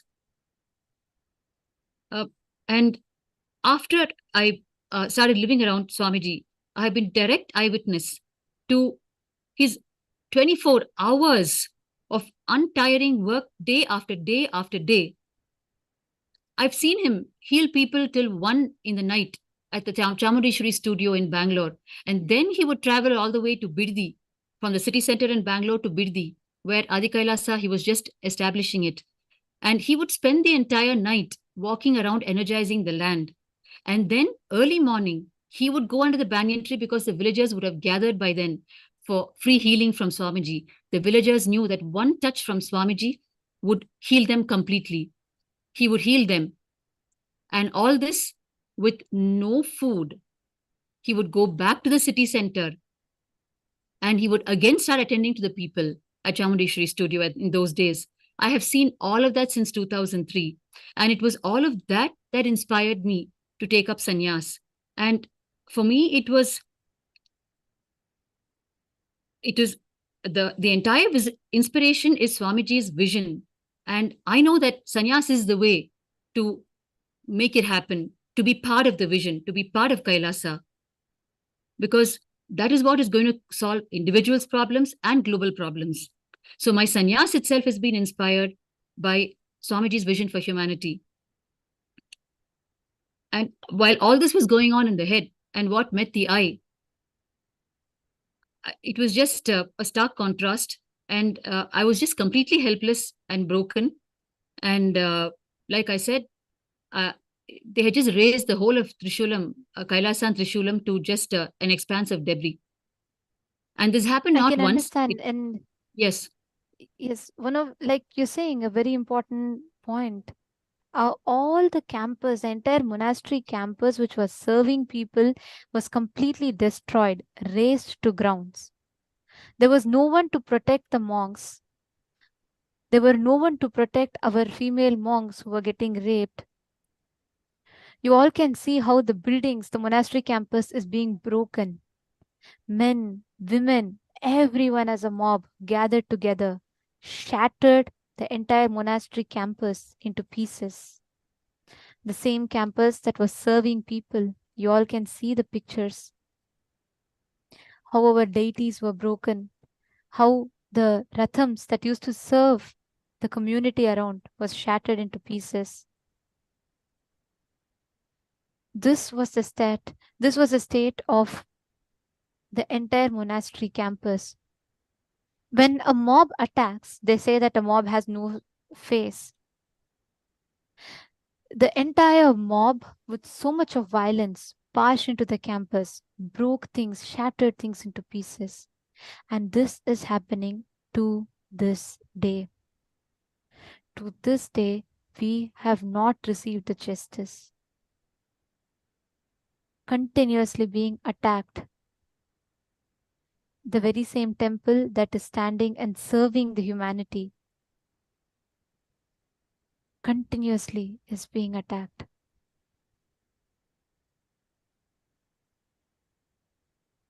How was it for you when you saw continuously how they were attacking and they literally raced down the campus? Like I said, Ma, when I think back, I was so inspired and so excited when I took up sannyas because of two things that came together in my life. One, the whole vision, the way Swamiji was executing his vision as Paramashiva. I didn't need any more fuel, any other fuel. And the other was the way my pre-monastic family aligned to it so beautifully and gave this property in Trishulam. The two came together in my life. And this property, so naturally, it went to the hands of Paramashiva, Bhagavan himself. And I saw in front of my eyes in those days, it was 40 kilometers from the city center where Bangalore was, where Bhagavan was staying. He actually stayed in a shed given to him by a devotee whose life he had saved. He operated from a shed in Bangalore city center in those days. I'm talking about 2002, 2003. And he used to travel every day 40 kilometers. After healing the people till 12:31 in the night, he would go to Biddi, Adi Kailasa. At that time, Adi Kailasa was a forest. And wild animals were still around. Bhagavan had no place to stay. Today, both of you know, there is what we celebrate, a monument, the Adi Kailasa Kutir, where Bhagavan stayed in those early days, a small room in the middle of the forest, which a devotee who offered the land at Bhagavan's feet, he was kind enough to allow Bhagavan to stay there because he saw that Bhagavan was just trying to build an empire and he had no place to stay. It was just a forest at that time. Every day, Bhagavan would do the trip to Adi Kailasa in the night and go for rounds on the entire expanse of Adi Kailasa so that his sacred feet would fall on the ground and the entire place would get energized. In fact, we have a sharing from the devotee who offered the land. He said, what it was when we offered to Swamiji and what it was in just no time in front of my eyes. I've never seen such hard work before. And he said, our family was so fulfilled when we saw how Bhagavan had made it into an international mission. The hard work that Bhagavan put in to establish Adi Kailasa alone, we're talking about still just one ashram. It's just too much to tell the hard work that has happened. In fact, when we spoke to the people who were around him, who were serving him personally at that time, they used to say, we would not have a morsel of food. Swamiji would not have eaten at all.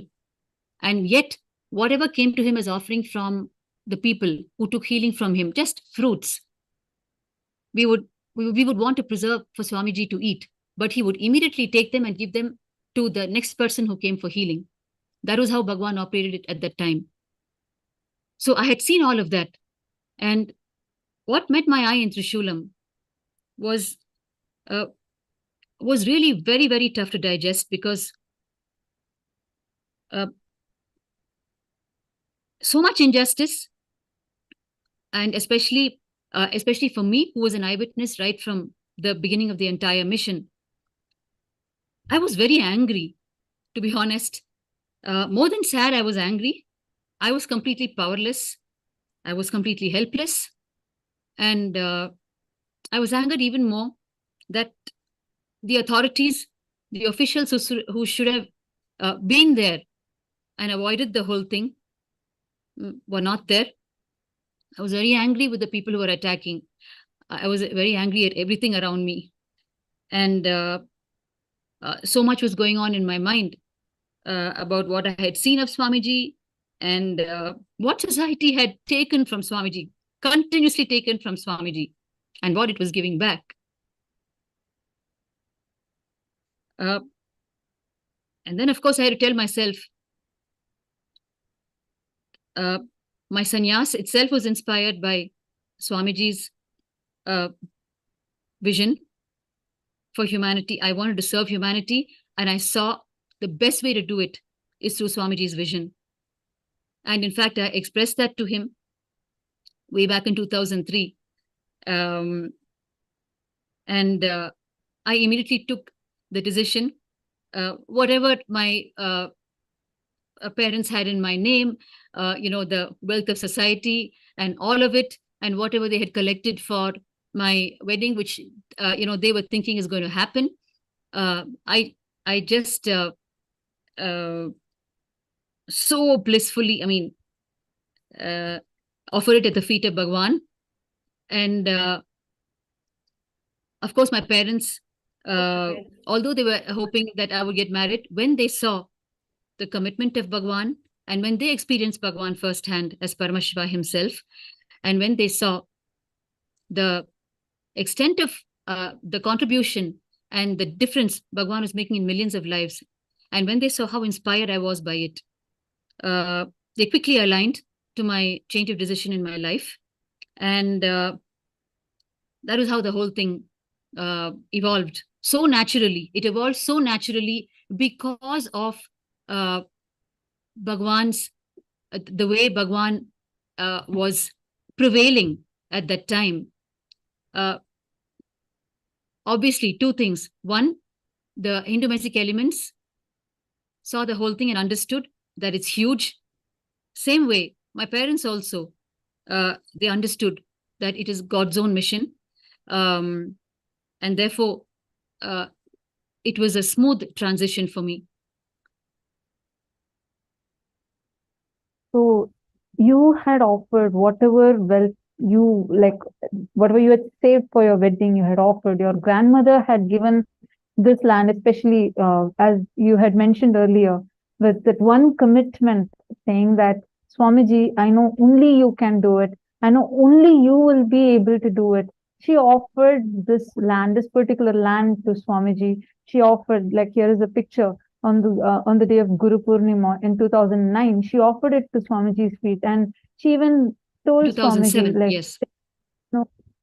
2007. And she said, I know, Swamiji, only you can do it. Here is a picture where she's asking, and Swamiji is giving that commitment, saying that he would be there and make it happen. And throughout, whatever ordeal Swamiji had to face, he did not deter from that. And you had given your entire life for Hinduism. It's after, and you know clearly that, this is your grandmother's wealth, which she had offered it to Swamiji and prayed to Swamiji to make a temple for Paramashiva there. And Swamiji was making that happen. And in front of you, they are coming and hurling stones at you, threatening you, trying to rape you and all your sister sannyasis that are there. And it was such a horrifying scene to even see, breaking our Hindu deities. Actually, and more than all of those, threatening us, giving us life threats, and over and above everything, trying to falsely accuse, saying that we grabbed that land.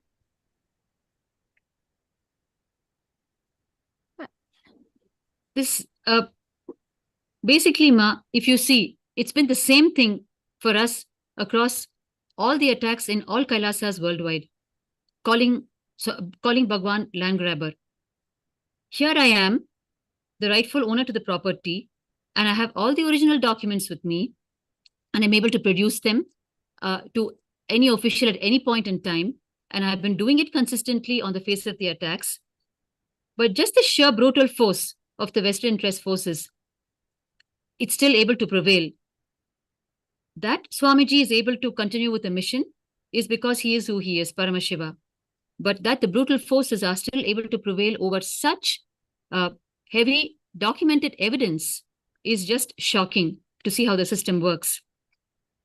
The Tyaga of Swamiji to humanity, his sacrifice, I realized, especially in Trishulam, because I saw both sides of the story. I saw the way it started, right from Guru Purnima 2007,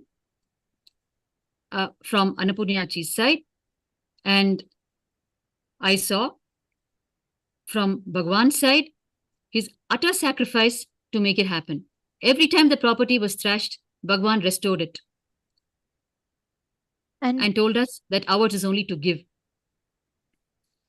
Ma, this it is always just one way. listening to the whole sharing that you just shared with us now, and In the last 1.5 hours or so, what each of us saw is just a testament of Swamiji's unwavering commitment. No matter how many times the anti-Hindu forces, the deep state, how many times they use the henchmen, strategically attack Swamiji, incite hatred, isolate Swamiji, and continuously attack because he's the only hope for Hinduism. This was a very clear conspiracy by the anti-Hindu elements and the Hindu music forces.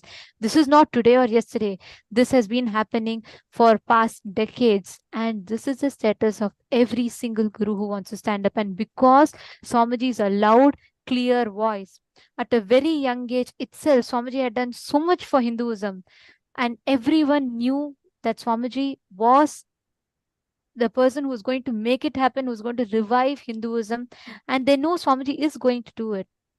That is the reason relentless persecution, relentless attacks. What all of us shared with you all today is just Swamiji's commitment, the way Swamiji stood for the commitment for one of the devotee. Each of us, you, me, every one of us, have a story to tell.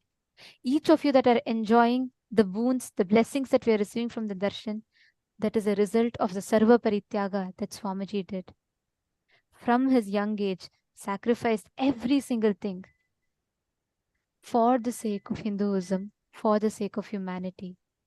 It is the Sarva Parityaga of the avatar. The ultimate Tyaga of the avatar is Kailasa. Actually, there's so much that I want to tell. There's so much of that each of us here have to tell you all. If we start telling about this, so many of you have a lot of questions. We will be sharing this every single day with you all because there's so much to tell. And what Swamiji has done is not something small. And what humanity has given back to Swamiji is not something small. Swamiji has done so much of Tyaga, so much of sacrifice and undeterring, unwavering commitment to humanity. And it was the clear conspiracy strategy by the anti-Hindu elements. The one thing that each of us can do as Hindus, the least that we can do for the Tyaga that Swamiji has done is becoming part of the ultimate solution for this, Kailasa. Revolution is not the solution. It is by evolution that we can bring a change. It is not the active attacks by the Hindu music forces alone, which is the reason. It is the inactivism, the criminal negligence of Hindus who are enjoying these sciences. That is the reason for these repeated attacks. Let us all stand up to be part of solution. Every single person that's sitting here who wants to be part of this solution, take a few minutes, sign up, join Kailasa, become part of Kailasa in every way that you can. If you can dedicate your life, commit your life to stand up as part of Paramashiva Sena, become part as a sannyasi of Kailasa. If you can contribute your treasure, then contribute it to the seed money for building Kailasa, reviving Kailasa. Do what you can. But if you feel you as a Hindu are responsible for this, you have to stand up. Swamiji is the last hope, the only hope for Hinduism. Take an action. This brings us all to the conclusion of this segment, and we have so much to tell, but now in the interest of time, we are all going to be getting ready to receive the darshan. Swamiji is here yet again to give us all the darshan. No matter what attacks, no matter what happens, Swamiji comes back only with more and more love for the humanity, only to give, shower us more and more gifts, more and more initiations, more and more boons and blessings. Now, let us all get ready to receive the darshan, the Bhava Samadhi darshan. Swamiji is here to bless each and every one of us for all the boons that we want to ask. For everything that we want to manifest, Swamiji is making himself available. Today, we are all going to be receiving the Bhava Samadhi darshan of some of the most auspicious forms of Paramashiva. Every one of us sitting here are going to be receiving the darshan of Mahaakasha Bhairava Murti, Vatuka Murti, Kshetrapala Murti, Raktabhiksha Pradana Murti, Brahmashira Chedana Murti forms of Paramashiva. Today, Swamiji is going to be liberating all of us from all the incompletions, all the past that we are stuck in, and infusing that ultimate auspiciousness into us, the Akasha Bhairava initiation.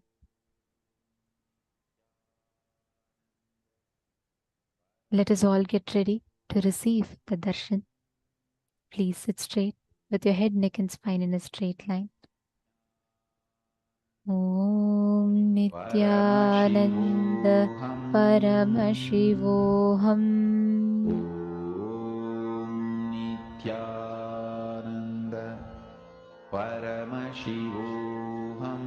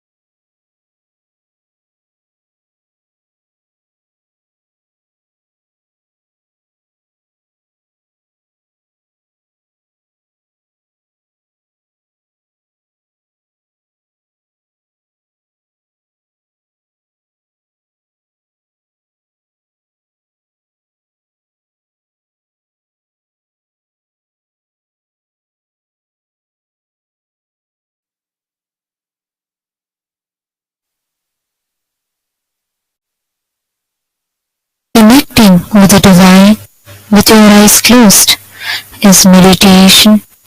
Connecting with the divine with your eyes open is darshan. Come, let us all now move from meditation to darshan. Slowly, very slowly, please open your eyes.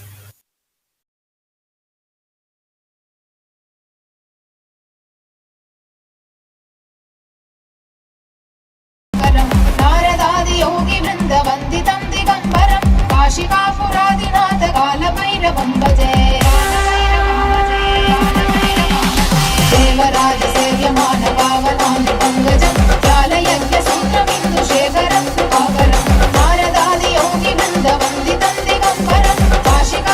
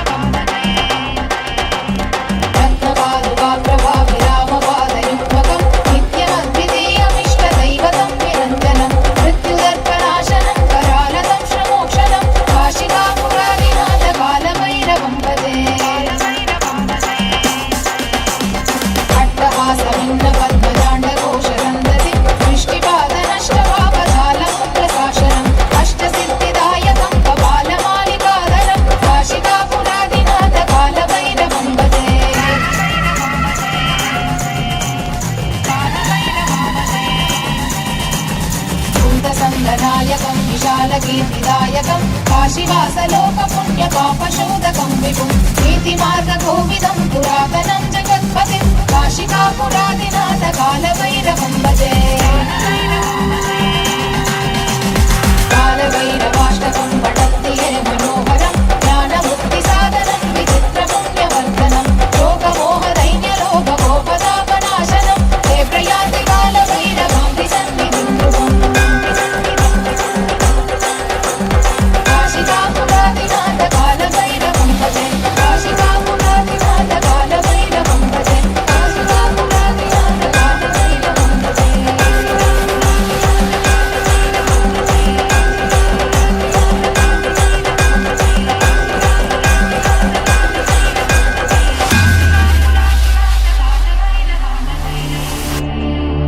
மண்ணே மாமலையே மணியே மாணிக்கமே மரகதமே வைரமே பொன்னே புகழ் சேர் பொன்மலையே சோதி வடிவான ரூபனே என் குருநாதா என் குருநாதா என் குருநாதா அஞ்ஞான கடல் நீங்கி கணக்கு ஆத்ம ஞானம் அளிப்பாய் குருநாதா நித்யானந்தா ஆத்ம ஞானம் அளிப்பாய்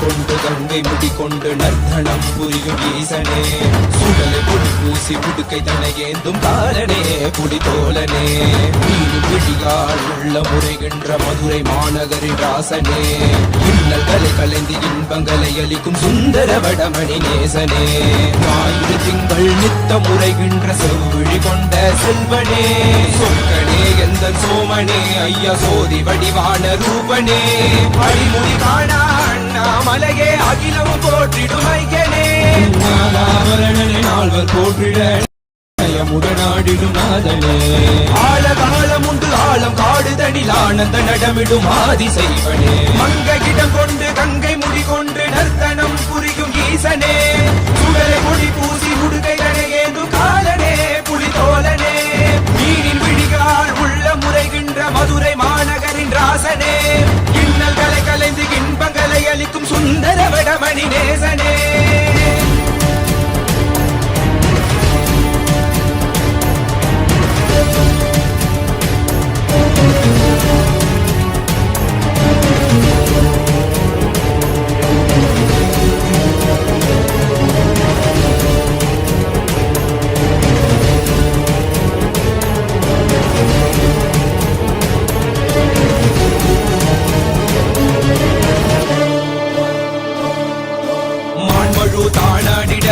மங்கையவளிடம் கொண்டு நீயாடிவாடியாது இருவினைகள் தீர்த்தருளவே நித்யனே இடவத்தின் மேலேறிவா என்றென்றும் ஈசனை தானாடிட புவிதனில் சுந்தரனை நீயாடிவா தினமும் நீ விசும்பு தந்தருளவே நேசனே மலனே நீயாடிவா இமையோர்கள் இன்னலை கலந்திடும் தேவா தேவாதி தேவா சதா சிவாவா குருவாக வந்து திருவருள் புரிவாய் நித்யானந்தனே முக்தி தரவாவா பிறதியில் உரைகின்ற பிரமணே நீயாடிவா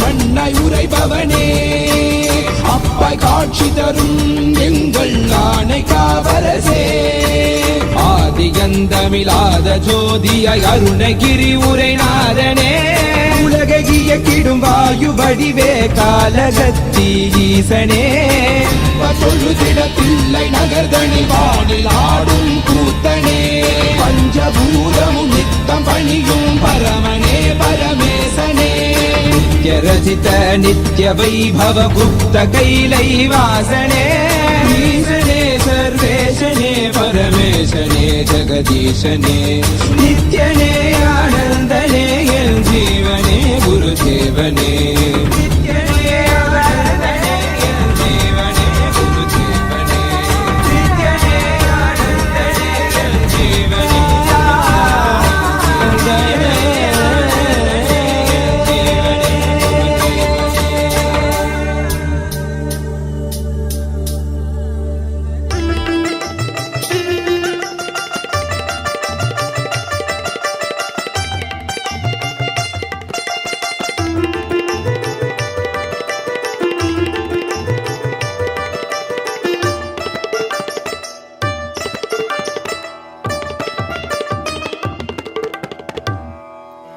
உளமெல்லாம் பூக்க துவக்க திருநாளில் நித்யனின் திவ்ய தரிசனம் கருணையாய் நித்யன் கையிலையில் தந்த நிகரில்லாத உயர் தரிசனம் உலகையே இங்கு கடவுளாய் மாற்ற கடவுளே தரும் தரிசனம் கவிதையாய் மாற வரிகளும் ஏங்கும் கரையில்லாத உயர் தரிசனம் தரிசனம் கல்பதரு தரிசனம் ஞானபீட மகாசம்ஸ்தான சிம்ஹாசன தரிசனம் தரிசனம் நித்யானந்த தரிசனம் ஞானபீட மகாசம்ஸ்தான சிம்ஹாசன தரிசனம் தரிசனம் நித்யன் தரிசனம் தரிசனம் தெய்வ தரிசனம் தரிசனம் நித்யன் தரிசனம் தரிசனம் தெய்வ தரிசனம்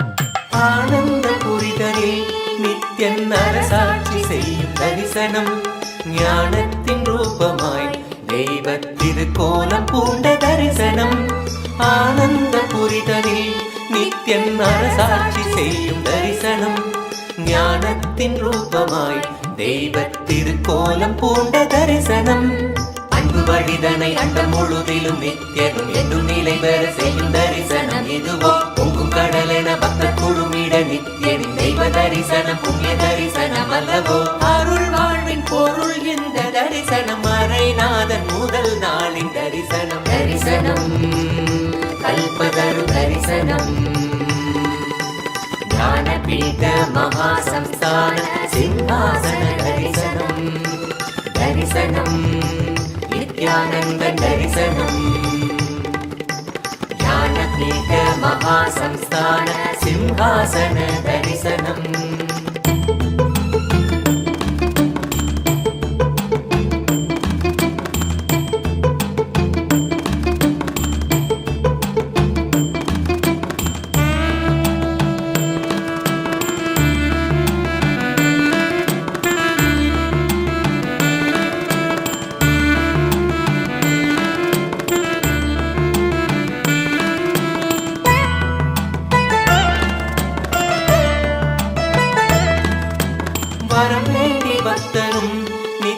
பதம் நாடக்கூடும் தரிசனம் வளம் ஓங்க பூமியில் நித்யன் தவ கோலம் பூண்ட தரிசனம் வரம் வேண்டி பக்தரும் நித்யனின் பதம் நாடக்கூடும் தரிசனம் வளம் ஓங்க பூமியில் நித்யன் தவ கோலம் பூண்ட தரிசனம் மண்ணும் மகிழ்ந்திடும் விண்ணும் முறைந்திடும் ஆனந்தத்தின் எல்லை கடந்திடும் திவ்ய தரிசனம் எதுவோ பக்தர்களும் பொங்கும் எண்ணம் கடந்திட தியானம் தனி வையம் தனி சொல்ல வந்த தரிசனம் அல்லவோ அருள் வாழ்வின் பொருள் இந்த தரிசனம் மறைநாதன் முதல் நாளின் தரிசனம் தரிசனம் கல்பதரு தரிசனம் ஞானபீட மகாசம்ஸ்தான சிம்ஹாசன தரிசனம் தரிசனம் நித்யானந்த தரிசனம் ஞானபீட மகாசம்ஸ்தான सिंहासन दर्शनम् दर्शनम् कल्पतरु दर्शनम् ज्ञानपीठ महासंस्थान सिंहासन दर्शनम्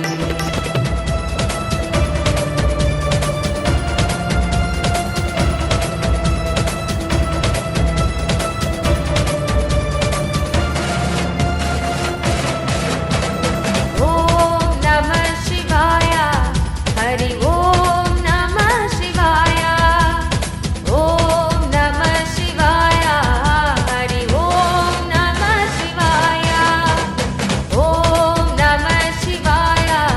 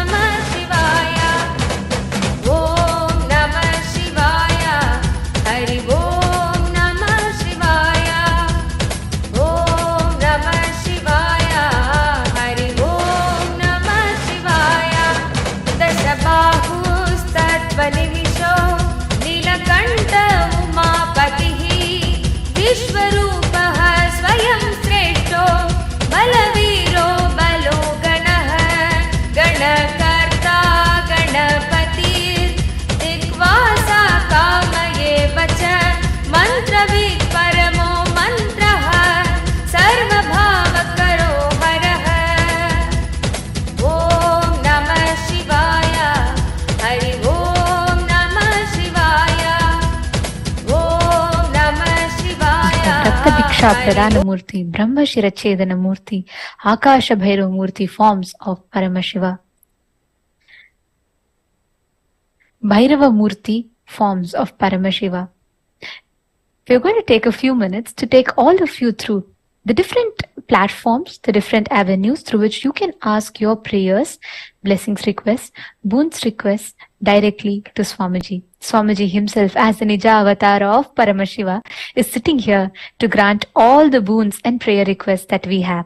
So we are going to take a few minutes to guide you all step by step in all the platforms that you can ask your questions and prayer requests.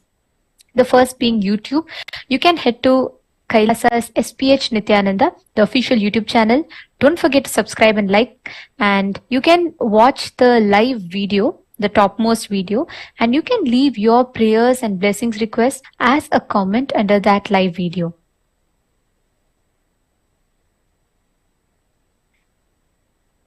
Take a moment and head to YouTube immediately. The next platform is WhatsApp. Please head to kailasa.org, our official website.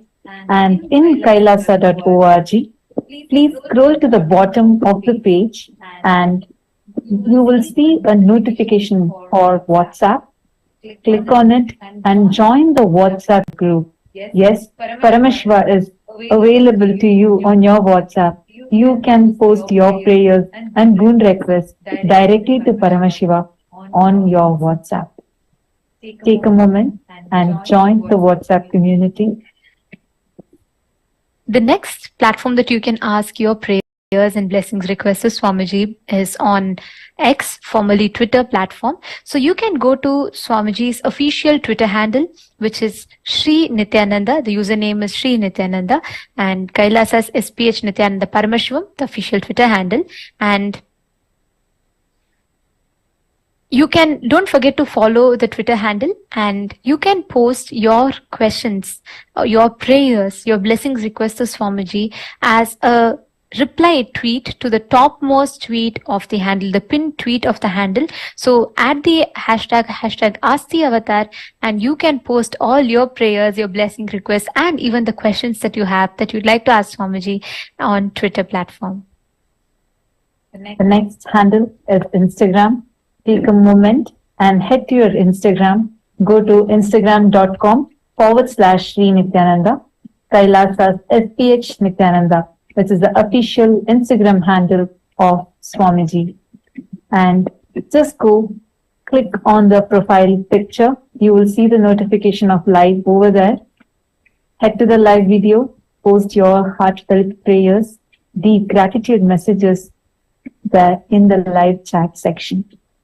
And if you are not yet following, make sure to hit the follow button and so like the live feed as you're watching, enjoying, and sharing it with your friends.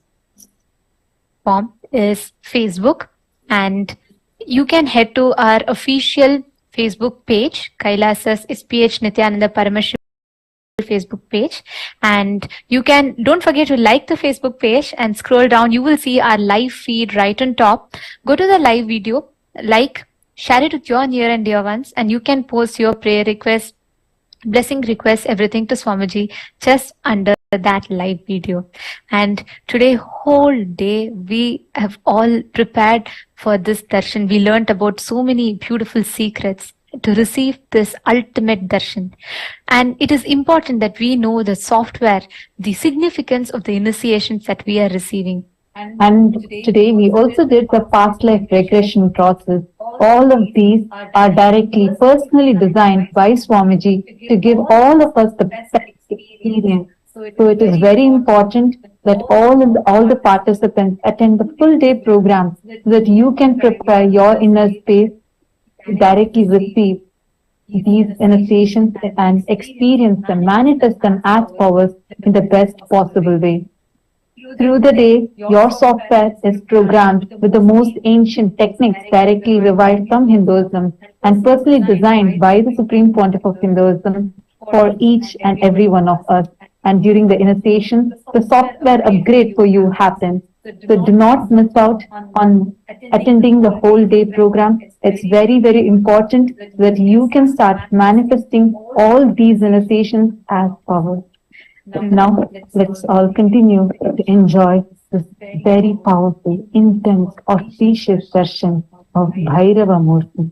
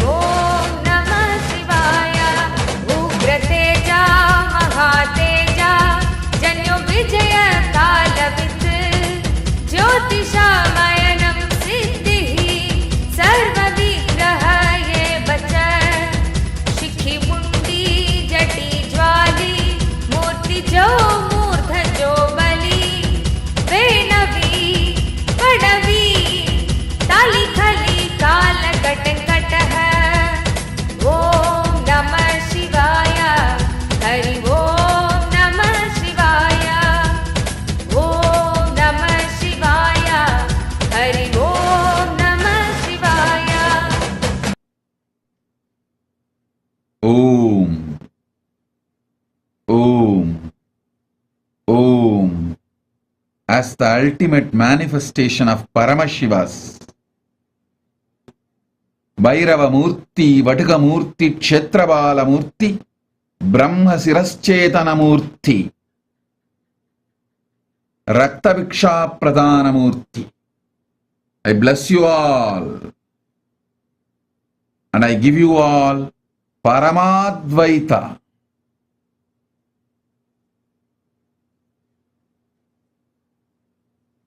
I initiate all of you into intense energy of Bhairava. I burn all your past and initiate to rewrite your future.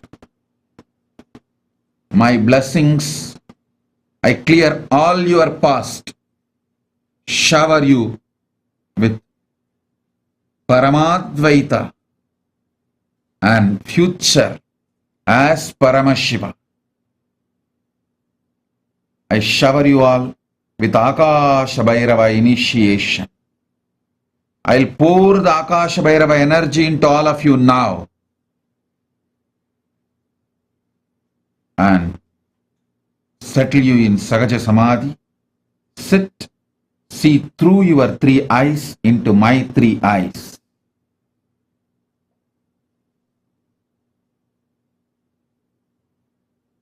Om, Om, Om, Om.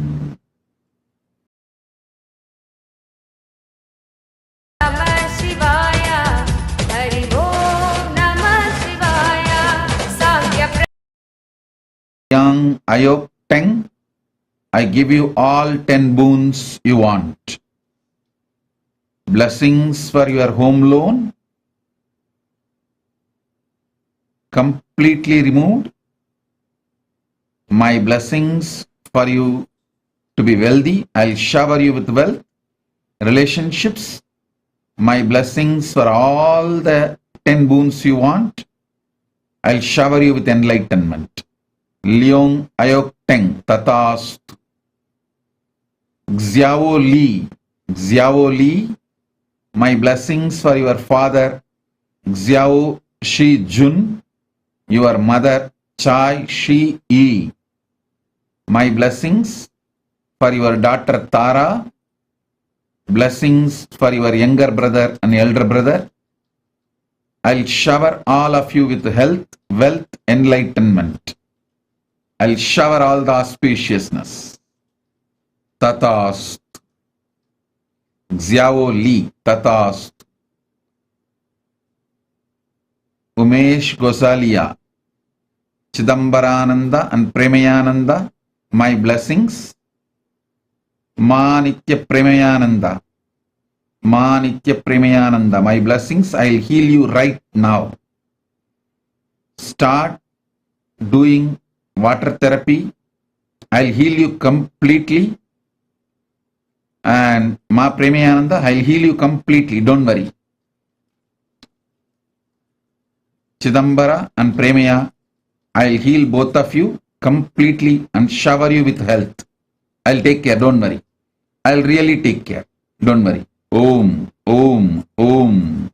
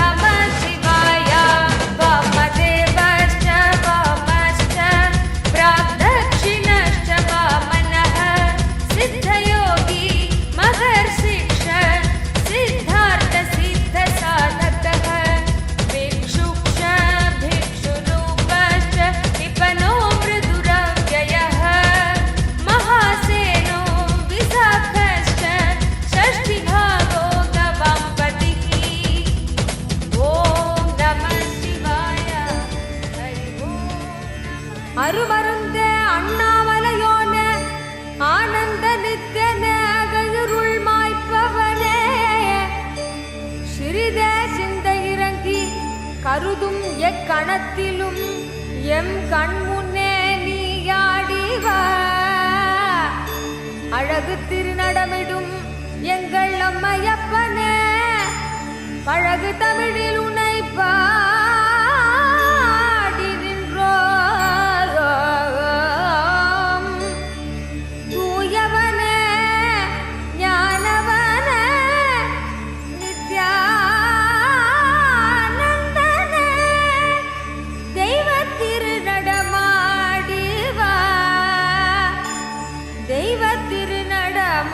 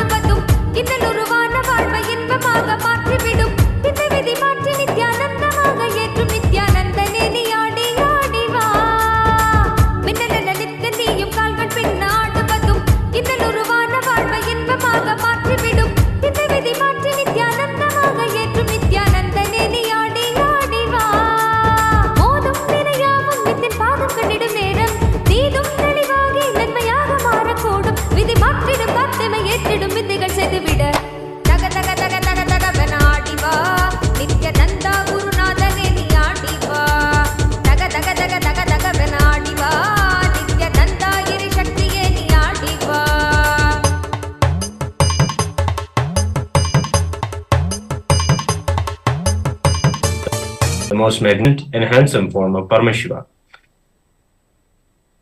The Somasundareshwara Pattabhishekam happens as the main festival in this Brahmotsavam, where the handing over of the ruling authority and administration from Devi Meenakshi Paramashiva Shakti is given to Sri Somasundareshwara Paramashiva, and he rules the Madurai Samrajyam as the Sundara Rajapandian.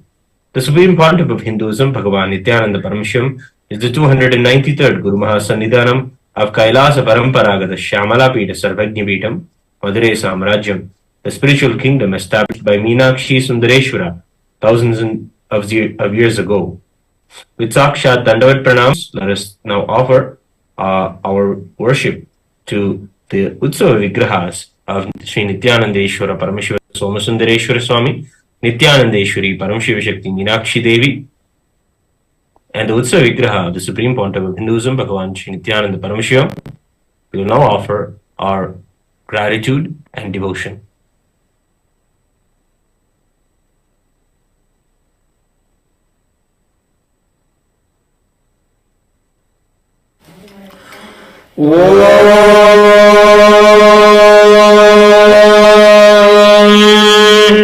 जीवन मुक्ति पुरीशाय श्रीकंठाय नमोस्तुते नमो हालास्य नाथाय शंकराय नमो नमः श्रीमत्सुन्दरनाथस्य देवीं च परलोचनां कलये हृदये नित्यं कदं भवनवासिनीम् अथ धूपः ॐ दशाङ्गं गुग्गुलो वेदं सुगन्धं च समनोहरम् आग्रेय सर्वदेवानां धूपोऽयं प्रतिगृह्यताम् श्री नित्यानन्देश्वरी परमशिवशक्ति मीनाक्षी अम्बिका समेत श्री नित्यानन्देश्वर परमशिव सोमसुन्दरेश्वर स्वामिने नमः धूपमाघ्रापयामि अथ दीपः ॐ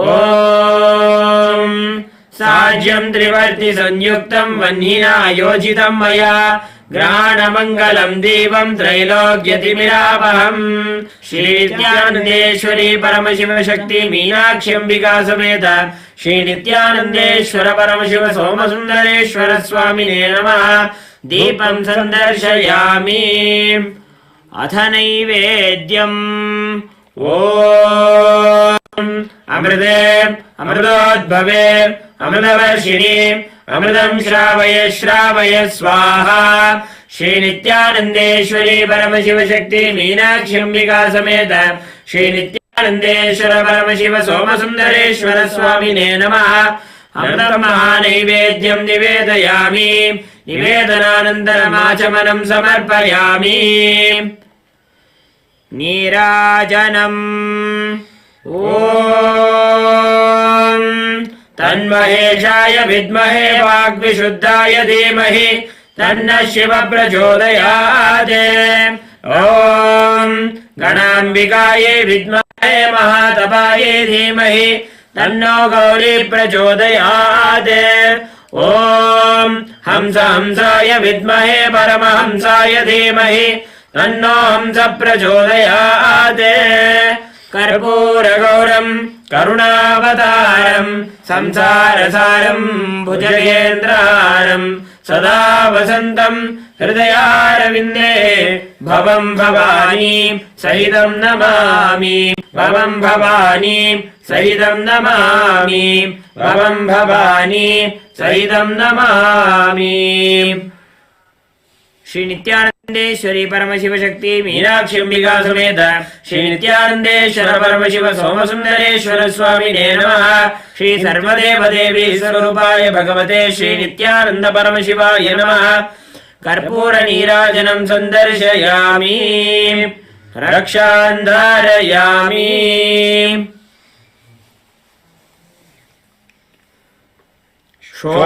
शोणाद्रीशावताराय ज्योतिस्तम्भस्वरूपिणे श्रीकैलासप्रधानाय नित्यानन्दाय मङ्गलम् तत्त्वज्ञानप्रदाताय नित्यानन्देश्वररूपिणे श्रीकैलासप्रधानाय नित्यानन्दाय मङ्गलम् मूलप्रकृतिरूपाय परमशिवशक्तिस्वरूपिणे श्रीकैलासप्रधानाय नित्यानन्दाय मङ्गलम् दण्डत्रिशूलहस्ताय कालकालस्वरूपिणे श्रीकैलासप्रधानाय नित्यानन्दाय मङ्गलम् आदिपूज्याय देवाय सकृत्पूर्णत्वरूपिणे श्रीकैलासप्रधानाय नित्यानन्दाय मङ्गलम् सर्वाभयविनाशकाय शत्रुसंहाररूपिणे श्रीकैलासप्रधानाय नित्यानन्दाय मङ्गलम् योगपट्टाभिषिक्ताय राजसन्न्यासधारिणे श्रीकैलासप्रधानाय नित्यानन्दाय मङ्गलम् सार्वभौमैकपत्याय राजराजार्चिताय च श्रीकैलासप्रधानाय नित्यानन्दाय मङ्गलम् मङ्गलम् कल्पवृक्षाय मङ्गलम् ज्ञानदायिने परमशिवाय श्रीनित्यानन्देश्वराय मङ्गलम् मङ्गलम् श्रीविद्याम्बायै मङ्गलम् कामदायिन्ये सर्वमङ्गलदात्रे नित्यानन्देश्वर्ये मङ्गलम् मङ्गलम् गुरुदेवाय मोक्षमूलाय मङ्गलम् परमावताराय नित्यानन्दाय गुरवे मङ्गलम् त्वम् श्रुतमहम् धन्य मम प्राणमहेश्वर गङ्गाधरनामेति स्तोत्रस्थानम् ददाम्यहम् हरि ओम् तत्सत् सर्वम् भगवत् श्रीनित्यानन्द परमशिव पादुकार्पणमस्तु ओम् नित्यानन्दम्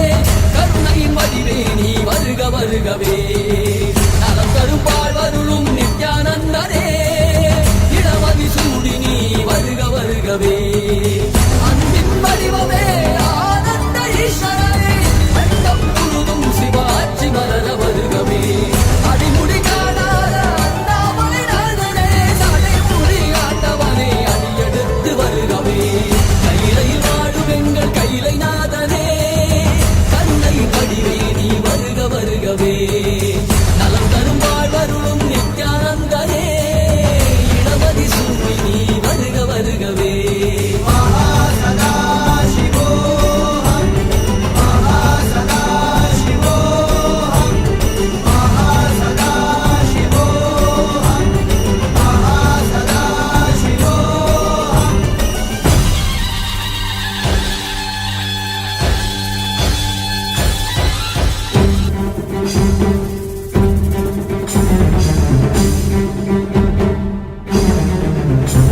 Mahasada Shivoham Mahasada Shivoham Mahasada Shivoham Mahasada Shivoham Mahasada Shivoham Mahasada Shivoham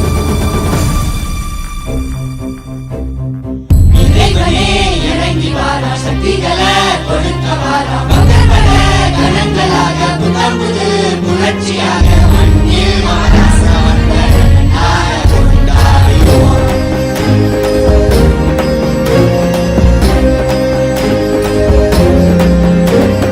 அருணையில் உதித்த அருணாச்சலனே அகிலோ தாண்டி ஆளும் அரசே நீ இன்றி விழிவேது எங்களை காட்டிடவே என் இரு கண்கள் போதாது உன்னை பாடிடவே அருணையில் உதித்த அருணாச்சலனே அகிலம் தாண்டி ஆளும் அரசே நீ இன்றி விழிவேது எங்களை காட்டிடவே என் இரு கண்கள் போதாது உன்னை பாட்டிடவே விநாயகனே வேத்து வித்தகனே பரமுருளே ஞானத்து திருவருளே கண்கோடி வேண்டும் கால காலனை காண தேடி பவனி வர அவனியே ஆடிடுதே என் கண்ணிமையும் கண்ணசையும் கருணை நிறுவிடமே நீ செவ்விடும் புன்னகையும் ஆனந்தத்தின் நிலையாகுமே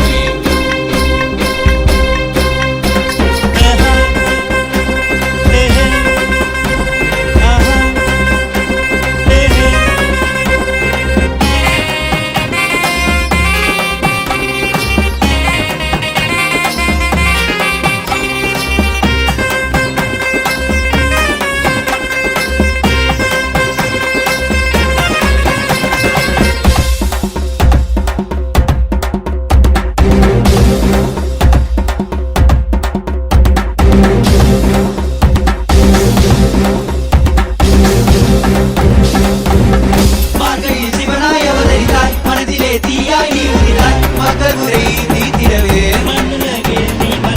ஜீவனை சிவனாய் ஆக்கிடவே ஆகமத்தின் முறையே தீர்த்திருந்தாய் ஆனந்தமாய் வாழ வைக்க ஆண்டவனே ஏங்கி வந்தாய் கனியாகும் உந்தன் கருணையிலே மண்ணினாகும் உந்தன் வருகையிலே எங்கள் வேண்டுதற்கால் சிரசினை தந்தாயே எங்கள் வேண்டுதற்கால் நீ பாதம் பந்தாயே உயிர் தந்து உயிருக்கு பொருள் தந்து விலட்சி நீ தந்து சிவனடி சேர்ந்திட சிந்தையில் சித்தத்தின் சிவனருள் நிலைத்திடலாம் பல்லாண்டு பல்லாண்டு பல்லாயிரத்தாண்டு பன்னாடு சென்றாலும் தென்னாடு நின்னாடு 30 கோடி தேவர்கள் தம்பாடு ஓராடி வந்தாரையா வாராரு வாராரையா எங்க கொண்டசாமி வாராரையா கொண்டாடு கொண்டாரையா இந்த நாள கொண்டாரையா வந்தாரு வந்தாரையா எங்க குலசாமி வந்தாரையா தந்தாரு தந்தாரையா நித்யானந்த வந்தாரையா திசையெங்கும் முரசு கொட்ட வெட்டு காட்டி வாராரையா வாராரு வாராரையா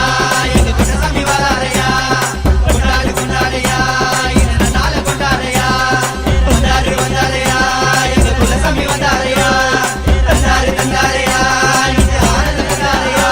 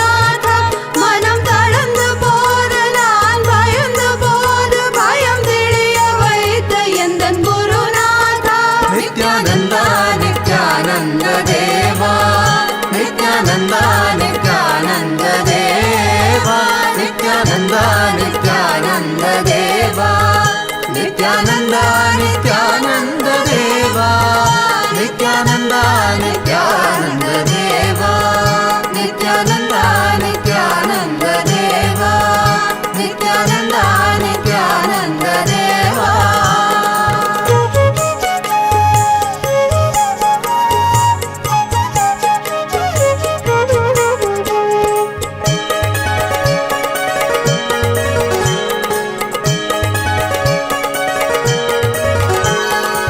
பாடுவோமே பேரானந்தமுடனே பாடுவோமே பேரானந்தமுடனே சத்குரு பாதமல சுடுவோமே சத்குரு பாதமல சுடுவோமே பாடி பாடி கொண்டாடுவோமே குருநாதா குருநாதா என்று பாடிடுவோம் நித்யானந்தா நித்யானந்தா என்று பாடிடுவோம் பாடுவோமே பேரானந்தமுடனே பாடுவோமே பேரானந்தமுடனே சத்குரு பாதமல சுடுவோமே சத்குரு பாதமல சுடுவோமே பாடி பாடி கொண்டாடுவோமே குருநாதா குருநாதா என்று பாடிடுவோம் நித்யானந்தா நித்யானந்தா என்று பாடிடுவோம் குருநாதா குருநாதா என்று பாடிடுவோம் நித்யானந்தா நித்யானந்தா என்று பாடிடுவோம் குருநாதா குருநாதா என்று பாடிடுவோம் நித்யானந்தா நித்யானந்தா என்று பாடிடுவோம் குருநாதா குருநாதா என்று பாடிடுவோம் நித்யானந்தா நித்யானந்தா என்று பாடிடுவோம் நித்யானந்தா நித்யானந்த தேவா நித்யானந்தா நித்யானந்த தேவா நித்யானந்தா நித்யானந்த தேவா நித்யானந்தா நித்யானந்த தேவா நித்யானந்தா நித்யானந்த தேவா நித்யானந்தா नित्यानन्दा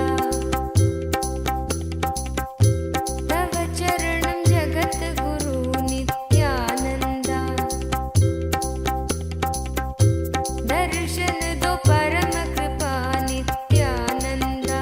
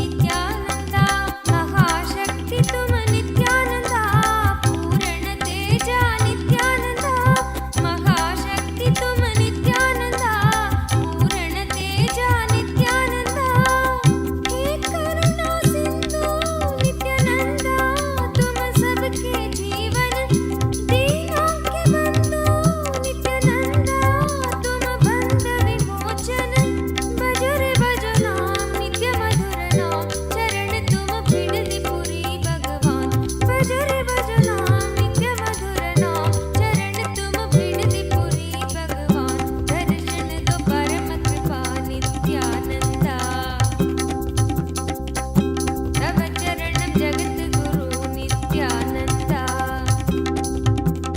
अभयप्रदायिनि त्रिभुवनधारिणि दुःखनिवारिणि नित्येश्वरि अभयप्रदायिनि त्रिभुवनधारिणि दुःखनिवारिणि नित्येश्वरि जय जगज्जननी नित्येश्वरि जगदोधारिणि नित्येश्वरि जय जगज्जननी नित्येश्वरि जगदोधारिणि नित्येश्वरि देवी जगन्माता नित्यमाता तुम भवभयहारिणि नित्येश्वरि जननी शिवशक्ति तुम अष्टभुजङ्करि भज रे भजो नाम नित्य मधुर नाम चरण तुम बिडति पुरी भगवान भज रे भजो नाम नित्य मधुर नाम चरण तुम बिडति पुरी भगवान दर्शन दो परम कृपा नित्यानंद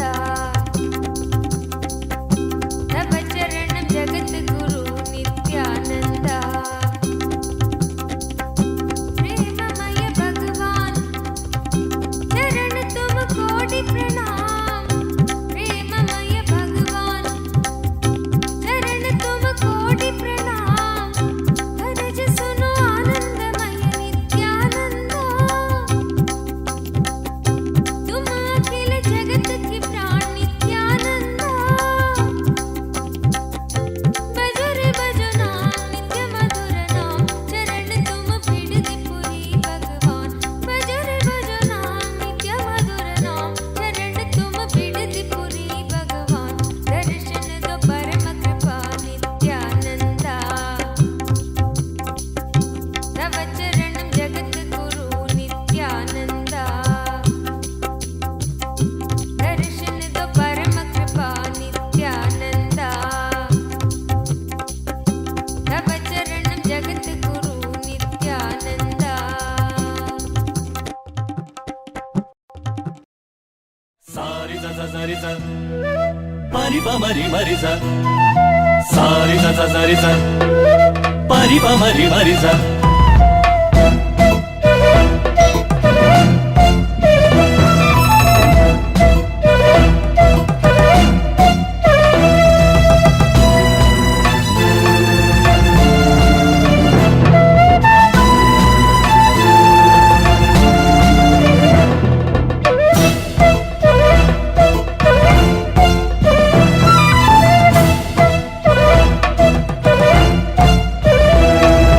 ನಟನ ಕಲಾಧರ ನಟನ ಮನೋಹರ ನಾದರೂಪ ಶ್ರೀ ನಿತ್ಯಾನಂದ ಸೂರ್ಯ ಚಂದ್ರ ಪ್ರಳಯಾಗ್ನಿ ನೇತ್ರಧರ ಸದಾಶಿವ ರೂಪ ನಿತ್ಯಾನಂದ ನಟನ ಕಲಾಧರ ನಟನ ಮನೋಹರ ನಾದರೂಪ ಶ್ರೀ ನಿತ್ಯಾನಂದ ಸೂರ್ಯ ಚಂದ್ರ ಪ್ರಳಯಾಗ್ನಿ ನೇತ್ರಧರ ಸದಾಶಿವ ರೂಪ ನಿತ್ಯಾನಂದ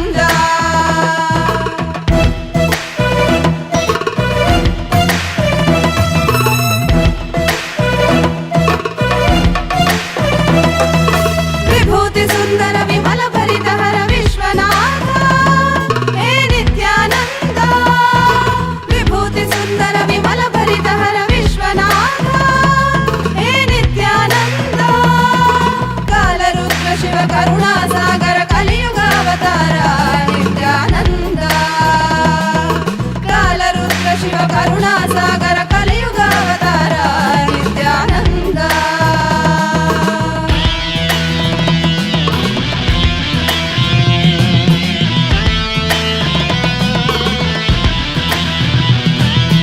कालरुद्राय ते नमः वीरभद्राय ते नमः नित्यानन्दाय ते नमः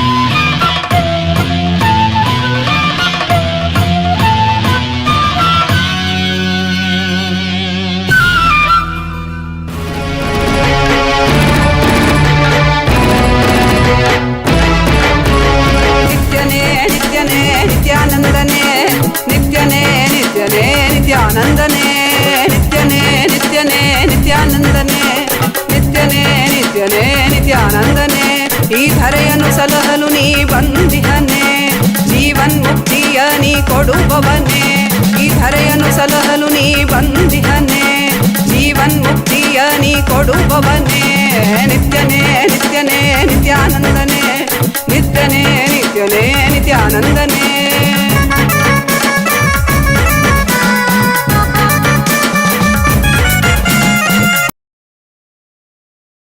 भिन्न स्वरूप परशिवपुत्र रत्न कुमार गुरुमण्यतुल्यावतार श्रीपार्वती स्तन्यपानलब्ध दिव्यज्ञान विश्रुत सकल निगमागम सारभूत द्राविड वेद प्रवक्त्रे श्रीमत्परमशिव करुणा समधिगत मुक्तामय चतुरश्रयान गीयमान छत्र चामर श्रीचिह्न काहलादि समस्त बिरदावल्यलङ्कृत ज्ञान विज्ञान चक्रवर्ती सर्वजन संघ सद्यो निर्वाण दीक्षा व्ययापवर्गवर्ष विश्रापनाचार्य श्रीराजाधिराज पाण्ड्य महाराज गुरु क्षपण शाक्यादि महान्धकार निवारण ज्ञान भानु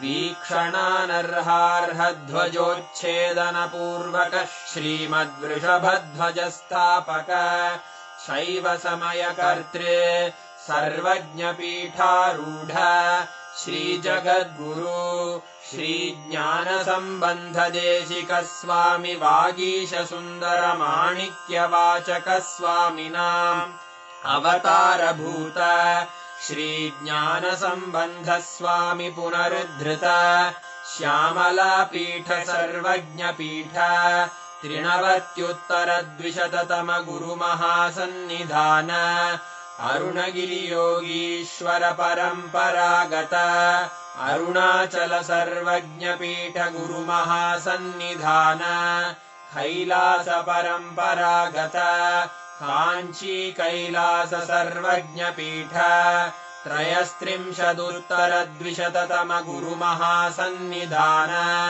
नित्योत्सव नित्य मंगल नित्य कल्याण नित्य रजित कैलास परंपरागत आदि कैलास नित्यानंद पीठ महासंस्थान महासिंहासन पीठ कर्तः साक्षात् श्री परमशिव समुद्भूत कैलास परंपरागत वैवस्वत मनु इक्ष्वाकु हरिश्चंद्र भगीरथ श्रीरामचंद्र शूरसेन इत्यादि अनवच्छिन्न सार्वभौम चक्रवर्ति परंपरागत चतुष्षष्टि योगिनी मंडित चतुष्षष्टि संप्रदाय प्रवर्तक मनुधर्म शासन सूर्यवंश प्राप्त सर्वज्ञ पीठ सुरांगी साम्राज्य मूर्धाभिषिक्त चूड़ामणे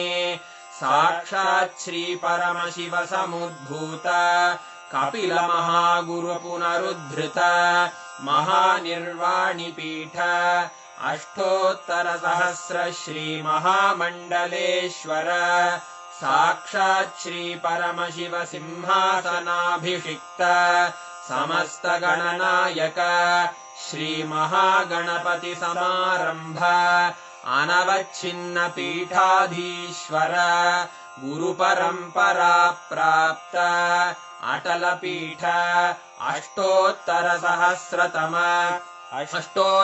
सहस्र श्री अटल पीठाधीश्वर धर्म मुक्ति स्वर्गपुर स्वर्ण पीठ त्रयोविंश गुरु महासन्निधान कैलास परंपरागत आदिपीठ सर्वज्ञ पीठ जगद्गुरो श्री कैलास पुनरुद्धारक श्री कैलास परमाचार्य श्रीमत्परमहंस परिव्राजकाचार्य वर्य सच्चिदानंद प्रणव स्वरूप श्रोत्रिय ब्रह्मनिष्ठ श्रीमज्जगद्गुरु श्रील श्री भगवत् श्री नित्यानंद परमशिव श्री ज्ञान संबंध देशिक परमाचार्य स्वामिन् अत्रागत्य परिपाल्य च अस्मान् विज्ञान वितरणेन विजयी भव जय जय।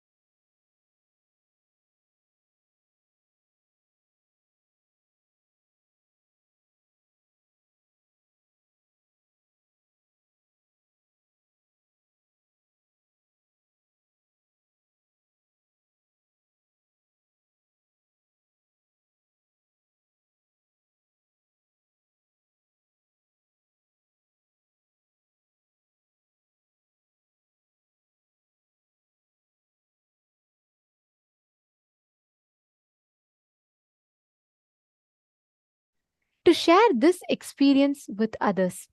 What experience we had at this point in time, in this moment. Let us take a few minutes and take this effort from our side to reach out to our near and dear ones. Just share. You don't even need to do much. Just take a few minutes, pen down, just pen your experiences in few words.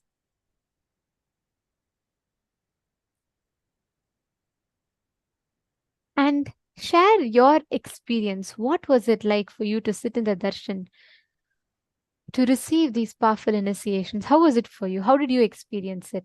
How was the whole initiation itself for you? Just take a few minutes and please share with us. We are eager to hear from every one of you. You all can head to Facebook or Instagram or Twitter, any of these social media platforms. Just make a post.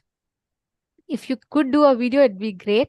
If not, just take a few minutes and at least type it out as a post and share your experience. Ma Priyasha putting Swamiji always showers anything we ask. And Ma Gomati has put, I enjoy myself during darshan. Ma Janitran has posted so beautiful and so much love to Swamiji. Wow.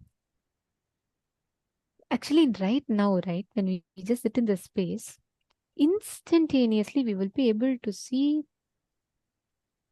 all the manifestations in our inner space.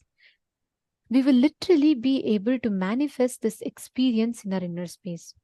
All we need to do is just sit. Let that divine experience flow through us.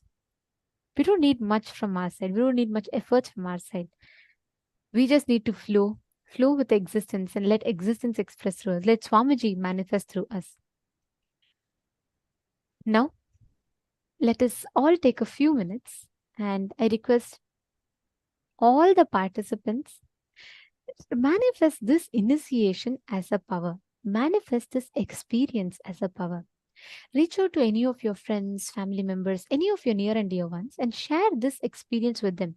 Of course, you can always introduce that you're attending such and such a program and you can tell that this is the initiation you have received and you would like to manifest this power. This power is where you will be able to offer third eye solutions to them. Anything you want, you'll be able to see from the third eye. Take a few minutes, just type it up. And whatever you are seeing through the third eye, type out and share it with your friends and family members.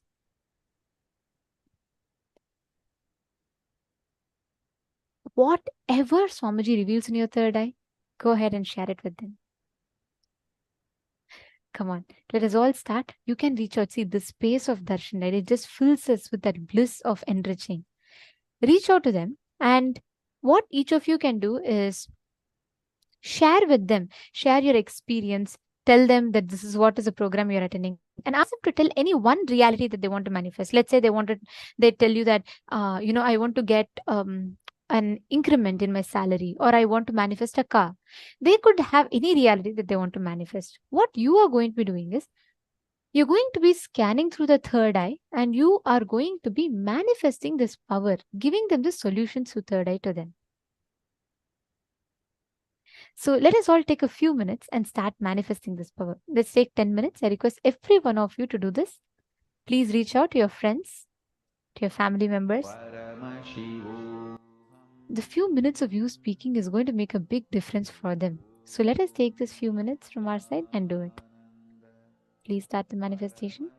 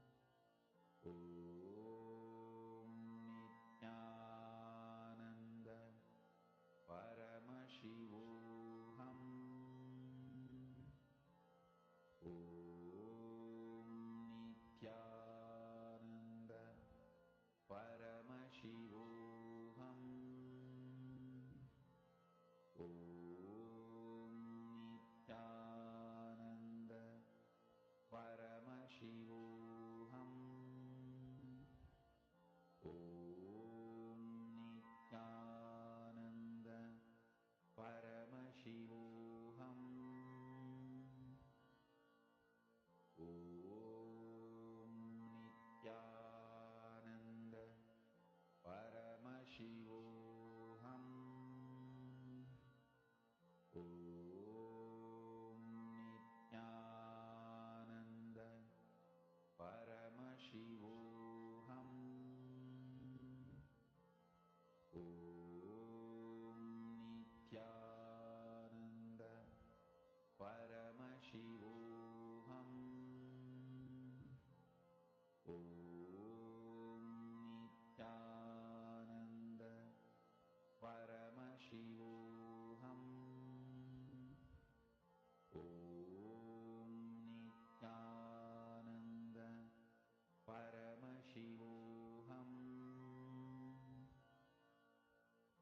Om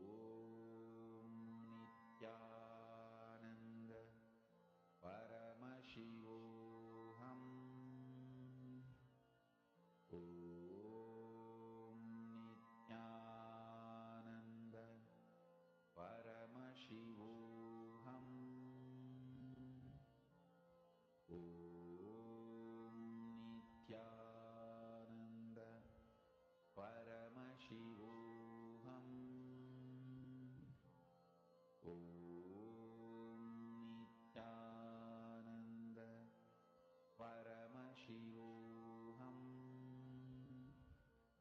Om Nityananda Paramashivoham.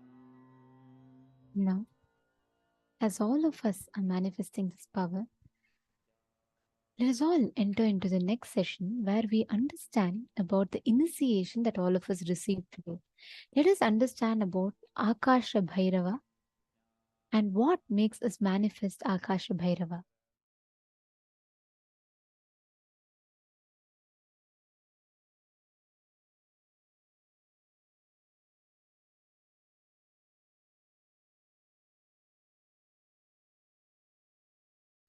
A deep unclutching, when it becomes part of your biomemory, even during your whole day of work, if you reside in the same state, that is called Sahaja Samadhi. Nirvikalpa Samadhi becoming Sada Nirvikalpa Samadhi is Sahaja Samadhi.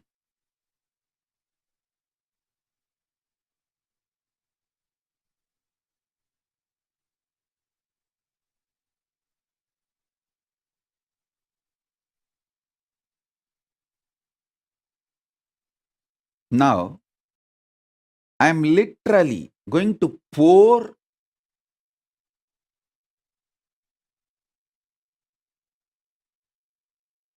with the grace of Paramashiva. I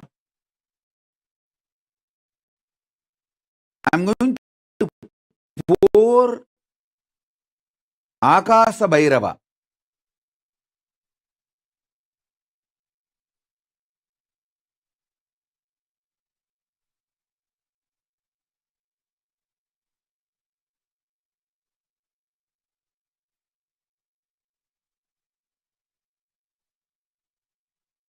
Akasha Bhairava is the pure energy, like a liquid gold.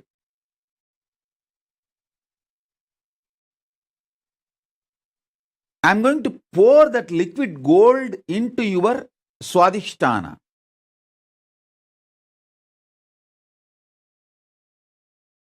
Listen. Paramashiva's message directly from Sri Kailasa today.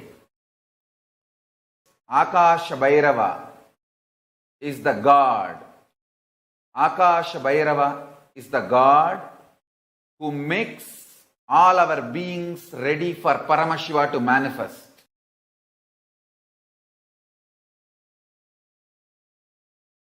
Paramashiva really loved loving, showering himself on all of us. That is why he is still keeping that civilization alive, alive. Again and again, he revives that civilization, even though human beings go and destroy it. By their ignorance, they get swayed and destroyed. Then again, he revives. Last time, he revived by coming to Madurai as Sundareshwara and with Meenakshi, Parashakti Parvati.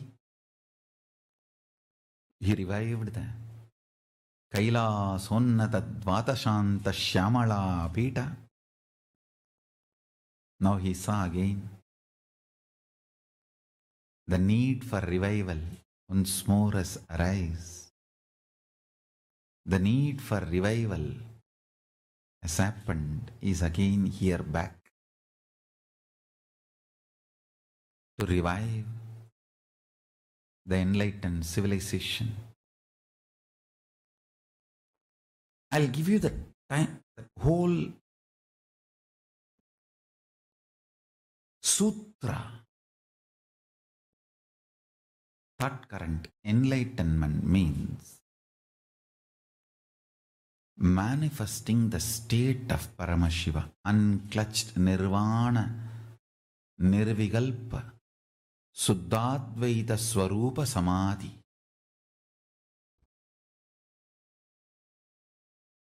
It is not thoughtless state, it is patternless state. Thoughts are different, patterns are different. Thoughts may come from patterns, but thoughts themselves are not patterns. The patternless state of Nirvikalpa Samadhi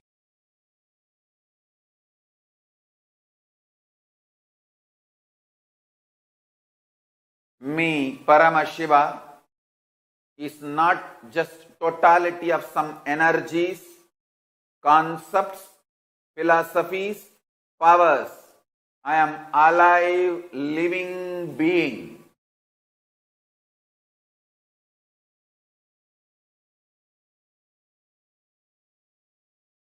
I do not have likes and dislikes like you, but I do have likes and dislikes of my space.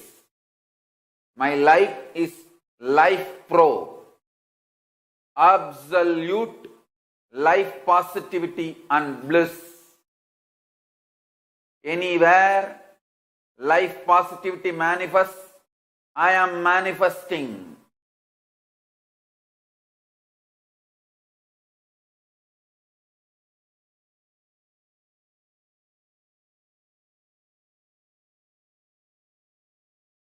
Anywhere my being is denied, negativity manifests.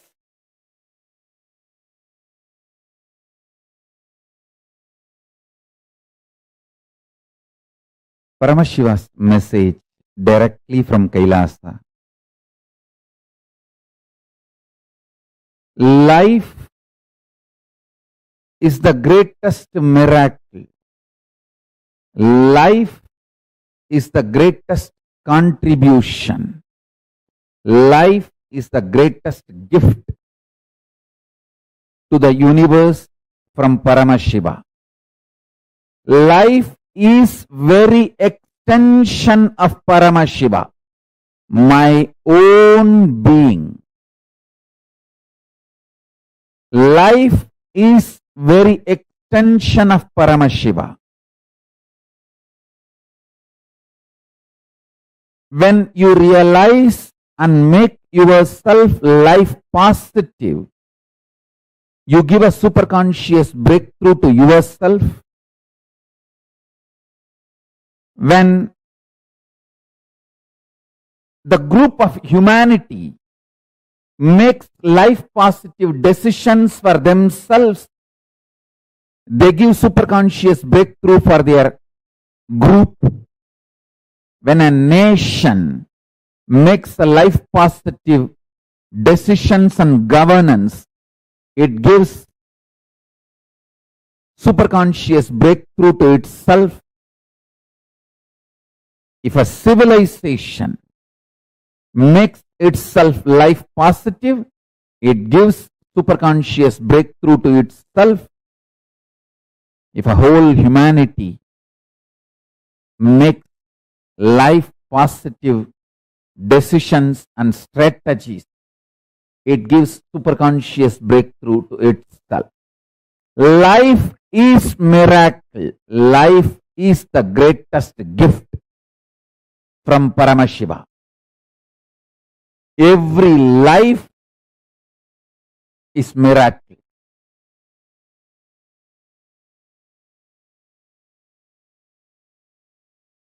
In your personal cognition about yourself, as a first person, be life pro, life positive. In the second person, relationships with the people in front of you, be life pro, life positive. With the third person, be life positive, life pro. There is something called fourth persons. We don't even remember, like animals. Animals in the ocean, animals in the forest, even towards them, be life positive. There's a fifth person, plants, trees, hills, rivers, oceans, be life positive even towards them.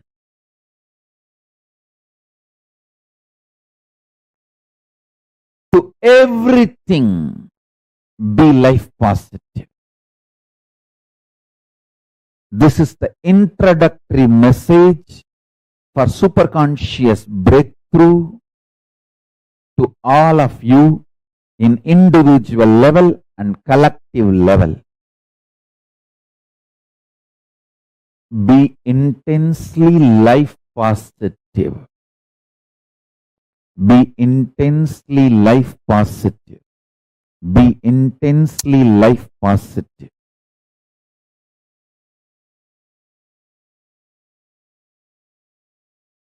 Listen.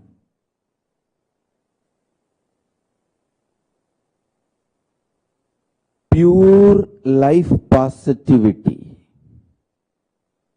absolute life positive energy is superconsciousness of Paramashiva. The food you eat, the way it is produced, the way it is processed or cooked, the way it is consumed, the way you detox yourself, clean your body after the digestion, the whole thing, end to end, should be absolutely life positive. Same way, the words you generate, see, the pure vibration is the nada in you. How you convert that nada into sabda, sabda into language, how you use those words on yourself, and how you use that words on others, and how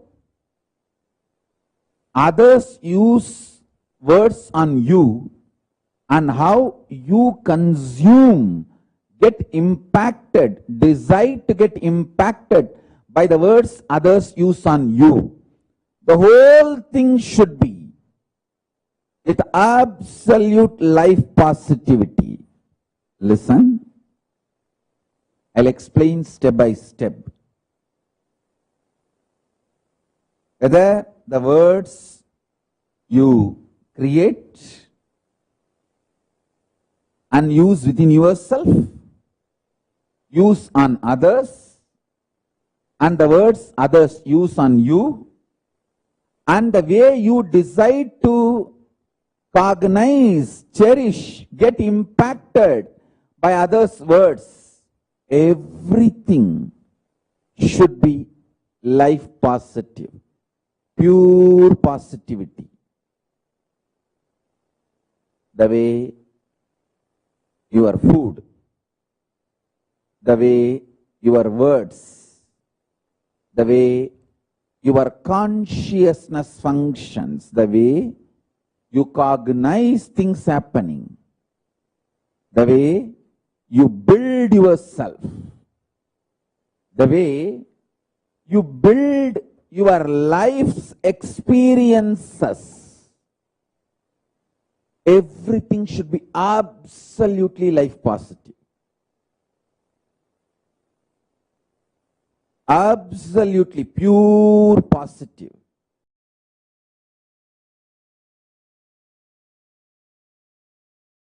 Listen intensely.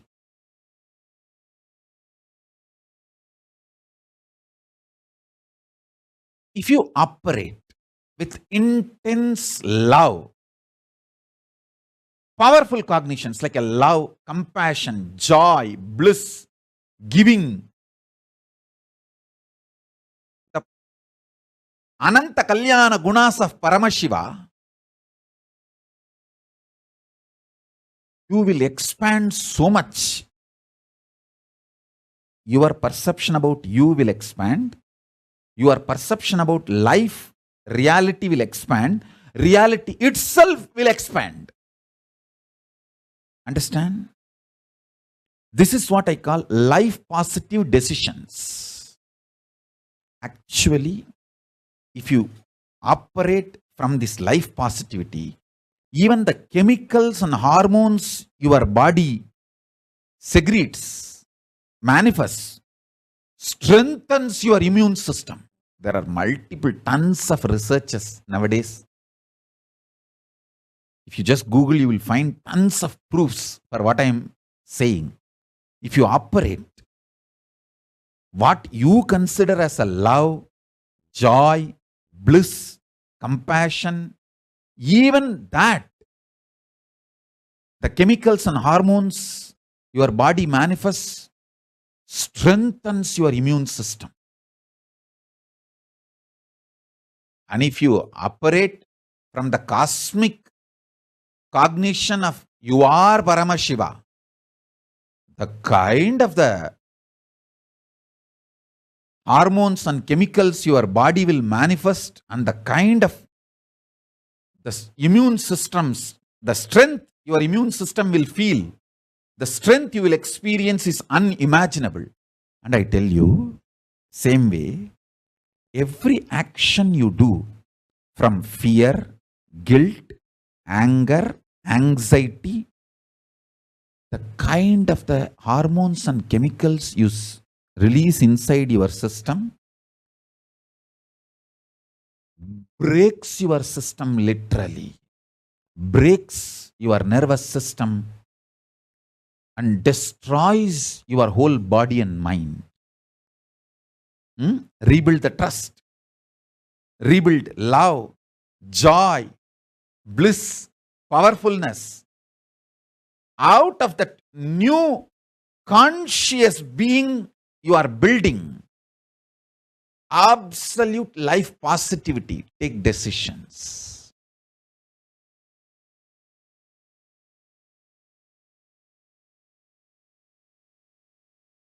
Influence now. Influence the present moment. Be powerful over the present moment. Understand? Live in the present moment is not a complete truth.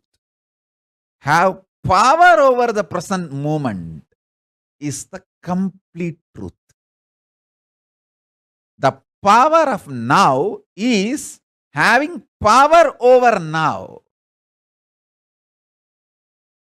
Listen. Understand how you feel about you now and how you feel about the world now. Make that too powerful. If you understand and make yourself powerful, that you are Paramashiva, you will understand world is so auspicious and you are the power. Whatever you think, perceive, even as bad, was never bad, is never bad, will never be bad. It is your wrong perception is the problem. Delusion is the problem.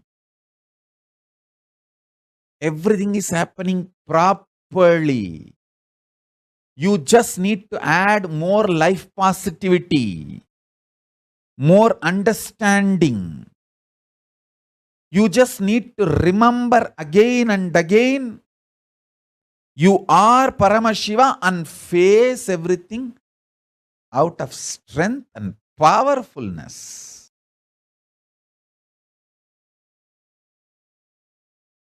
Understand? First, I want to tell you, I am neither optimistic nor pessimistic. I don't see world as negative. I don't see world as positive. I see the reality as it is. Listen. I don't see the world negative. I don't see world as positive. I just see it as reality and give you the existential truth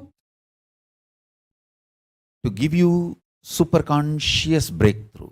When you have superconscious breakthrough, whole life becomes positive, which is beyond positive and negative. Understand? When I say life positive, it is not the opposite word to life negative. For example, when you are frustrated, feeling low, you will feel life is negative, whole world is negative, whole world is conspiring against you, and everything is a fate, predetermined. There is no freedom, there is no life. You suffocate yourself. One of the most cunning thing your mind can do is it will make you doubt everyone other than itself.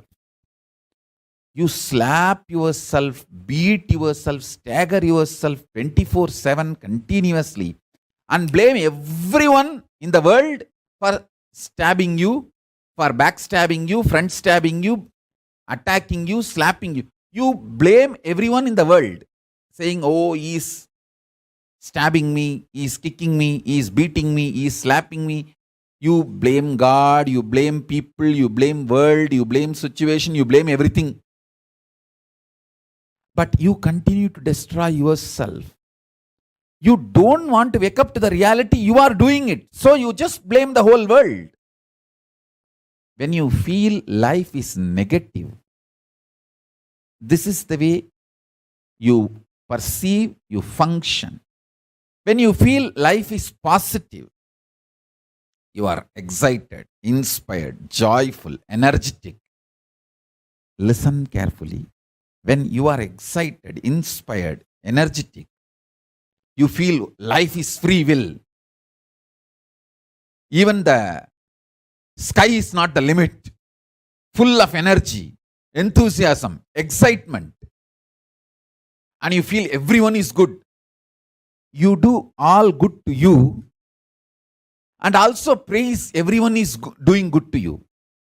when you see the reality as it is, the love floods from your consciousness. I tell you, the love flooding from your consciousness is power. Love never makes you weak. If you are feeling love makes you vulnerable and weak, you are fool. Love makes you powerful, life positive. If you are feeling love makes you vulnerable, because of your love, others are taking advantage of you. You are becoming demon. You are falling in the trap of demons. I tell you, love does not make you life negative, life positive. It makes you living life powerful. The love I am talking is a power. Love makes you life powerful. I see the reality and I can see how the love makes me powerful and makes everyone in the world powerful. This love is a love comes from your being when you see the reality as it is. Neither life positive nor life negative, just reality as it is. That love empowers you. Listen carefully. My love not only empowers me, it empowers every one of you who receive it.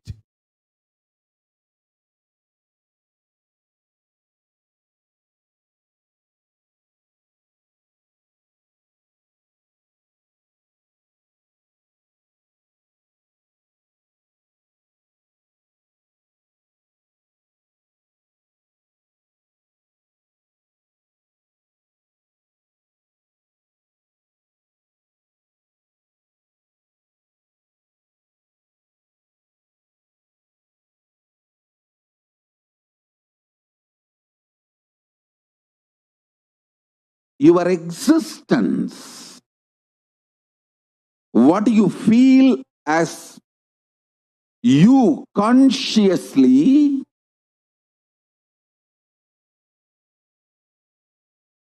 does not get disturbed, shaken, even when your body is pulled out of you. When your mind is pulled out of you, it doesn't get shaken by anything being pulled out of you. Listen, I am not brainwashing you. Keeping Mahadeva, Paramashiva as a witness, I am revealing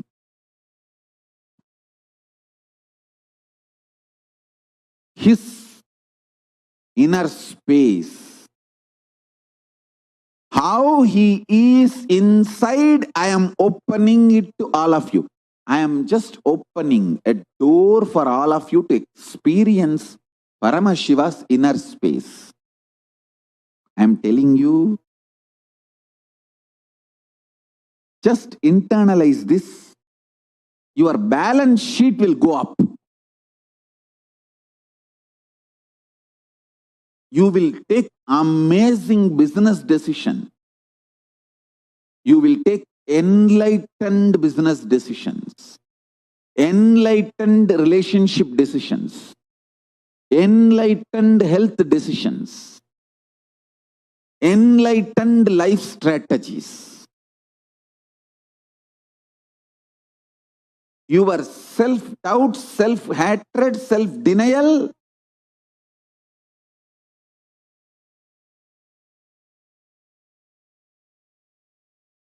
does not impact you.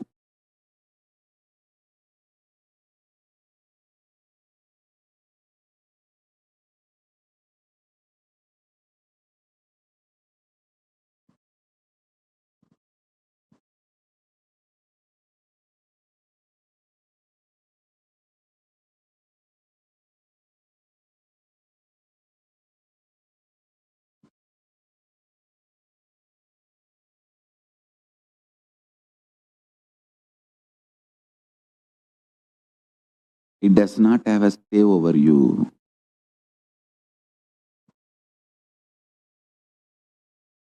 When you torture yourself with your self-doubt, self-hatred, self-denial, you become demon.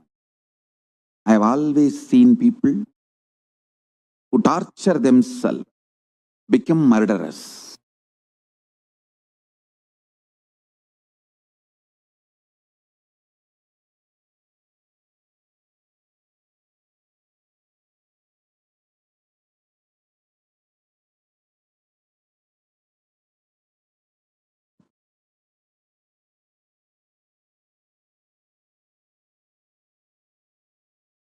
Strength because you can get involved with the life is freedom.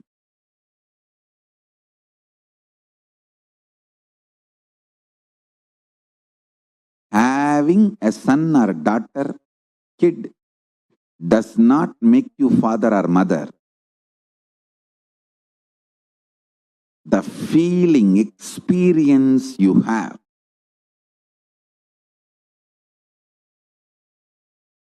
by knowing you can get involved with that kid's life and mold it beautifully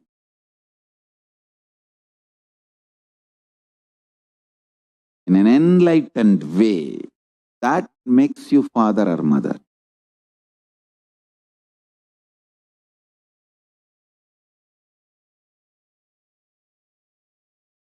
Ability to get involved in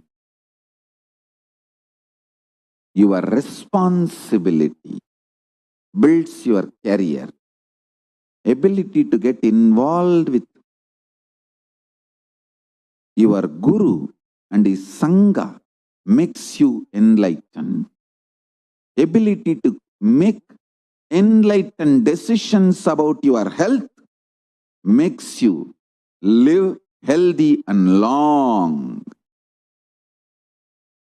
See, life is all about the diagnosis and solution. Not having blind spots in your diagnosis or making enlightened decisions or executing those enlightened decisions. That's all life is all about. The physics, chemistry, biology of this pralaya, this pandemic happening, is rooted in delusion.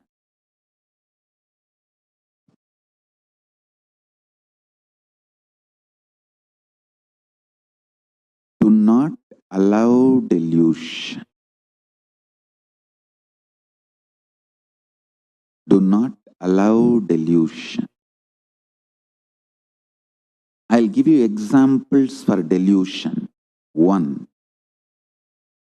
False diagnosis. The real problem is you having headache, but falsely diagnosing your spouse is responsible for all your sufferings. You just need a cup of coffee, not diverse liar or dating site.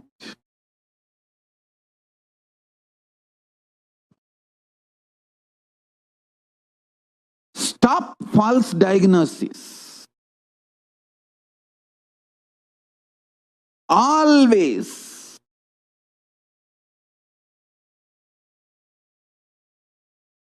first choice should be looking inside for the cause of the problem, and solution for the problem is enlightened way of living. Understand? If you are not able to find any reason for your problems, cause and solution inside, then start looking for outside.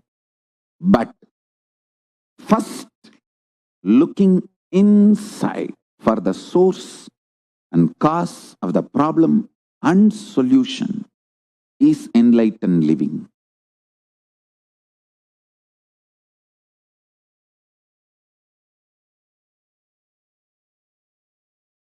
False diagnosis is delusion. That's first. Next, I know the solution, but I am not able to do it. That is the delusional arrogance.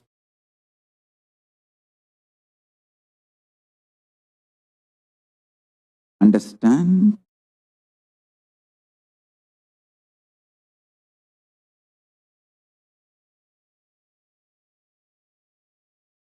Delusional arrogance looks like almost humbleness, but extreme demonic violence.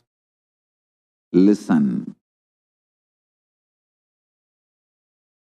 Ravana knows the solution is simply return Sita to Rama. But delusional arrogance. Shishubala knows, just shut the mouth and stop abusing Krishna. But delusional arrogance.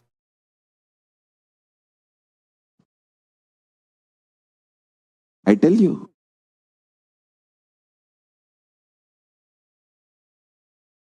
stop delusion and delusional arrogance.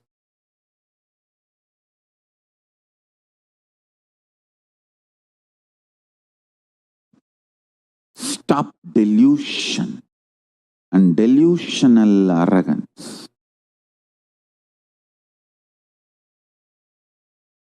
I am repeating.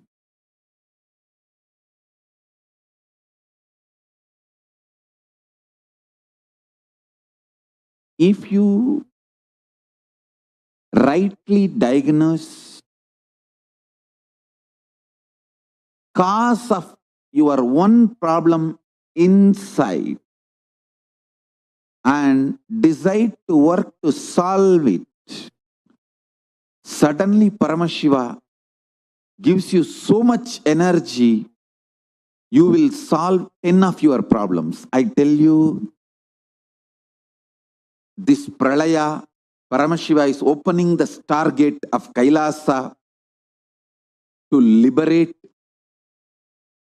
billions.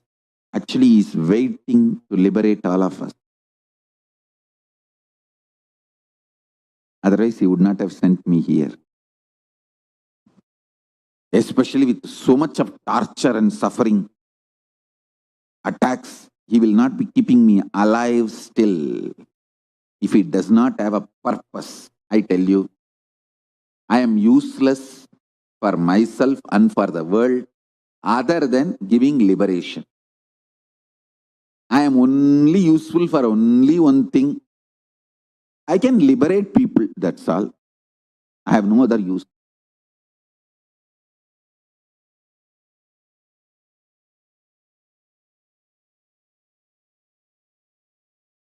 Consciously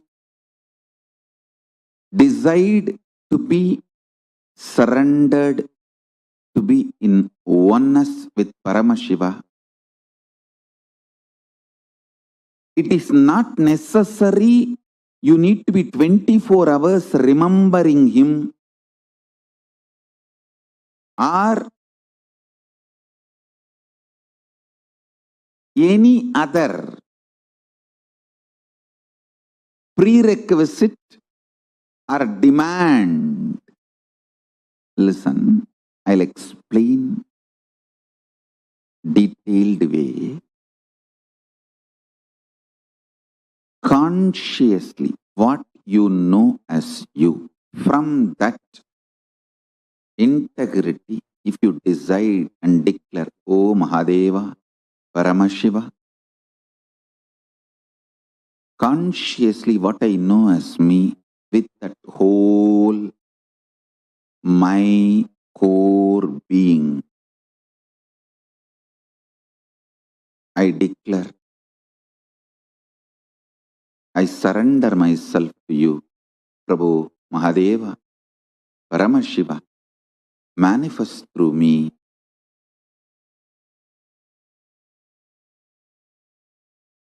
Let oneness happen between you and what I know as me. Just this simple declaration, connection is enough. After that,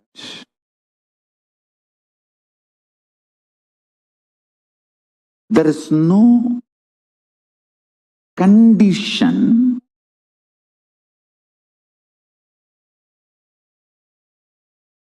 you should be this way, that way, all that. Please understand, you have your own false scales, ideas, conditions,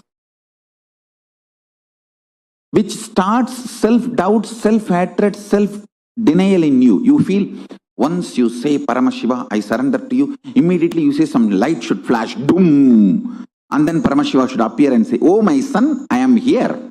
I accepted you, sit in my lap. No. All your ideas about how Paramashiva should react is stupid. Be very clear. He manifests in your consciousness in his own way. I am telling you. Today I was in such Samadhi and ecstasy. I literally pulled myself out of my seat and made me sit here. One of the biggest enemy stopping you experience Nirvikalpa Samadhi is your self-criticizing pattern. See, you strongly believe you have not achieved oneness, Nirvikalpa Samadhi, unclutching, completion, because there is a definition for that state and that definition is not manifesting in you. You are such a, first of all, any person who thinks there is a definition for Nirvikalpa Samadhi, there is a definition for oneness, is a fool. Your mind cannot grasp even the definition. Forget about using the definition as the scale to measure whether you achieved it or not. You can do only one thing. Continuously remember to surrender, consciously declare to Mahadeva, Paramashiva, I am consciously declaring.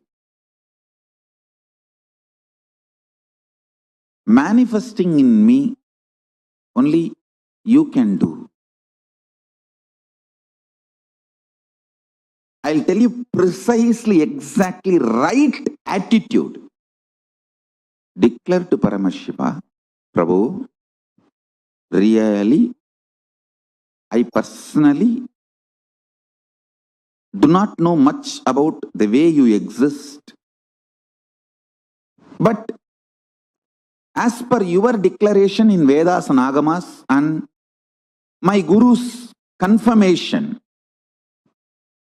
I have some idea about how you exist. Whether that idea is complete or not, I do not know. But what I know as me, I surrender unto you.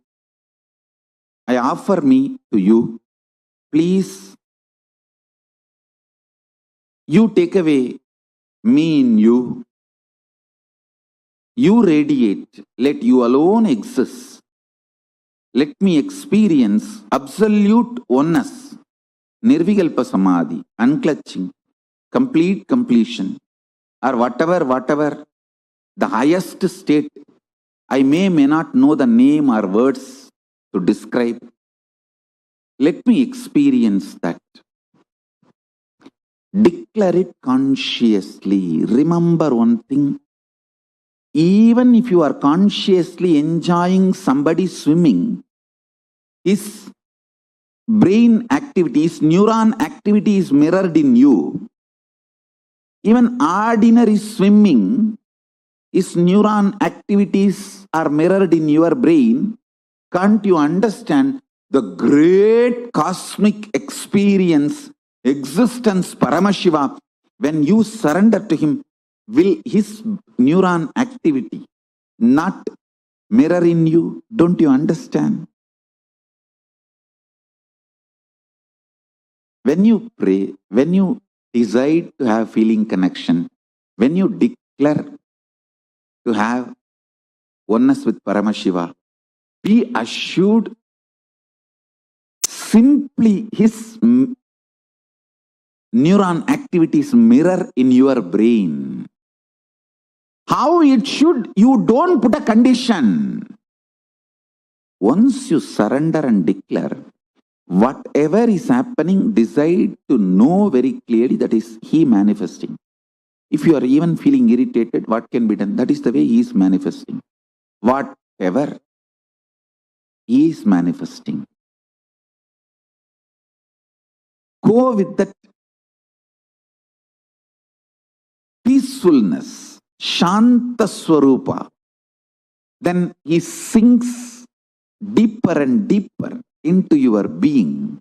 Your being sinks deeper and deeper into his existence.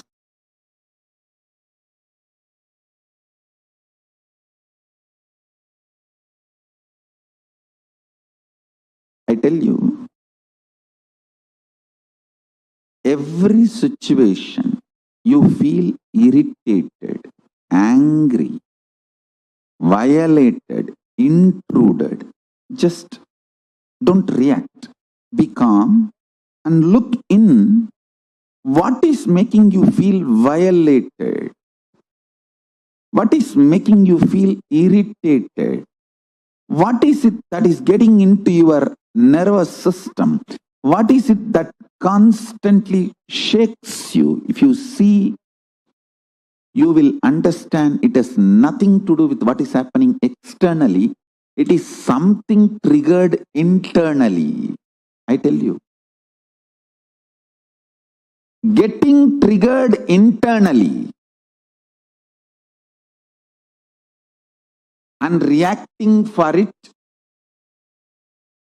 externally and making stupid decisions is called delusion. Delusion is worse than death, because death is only 1 minute happening.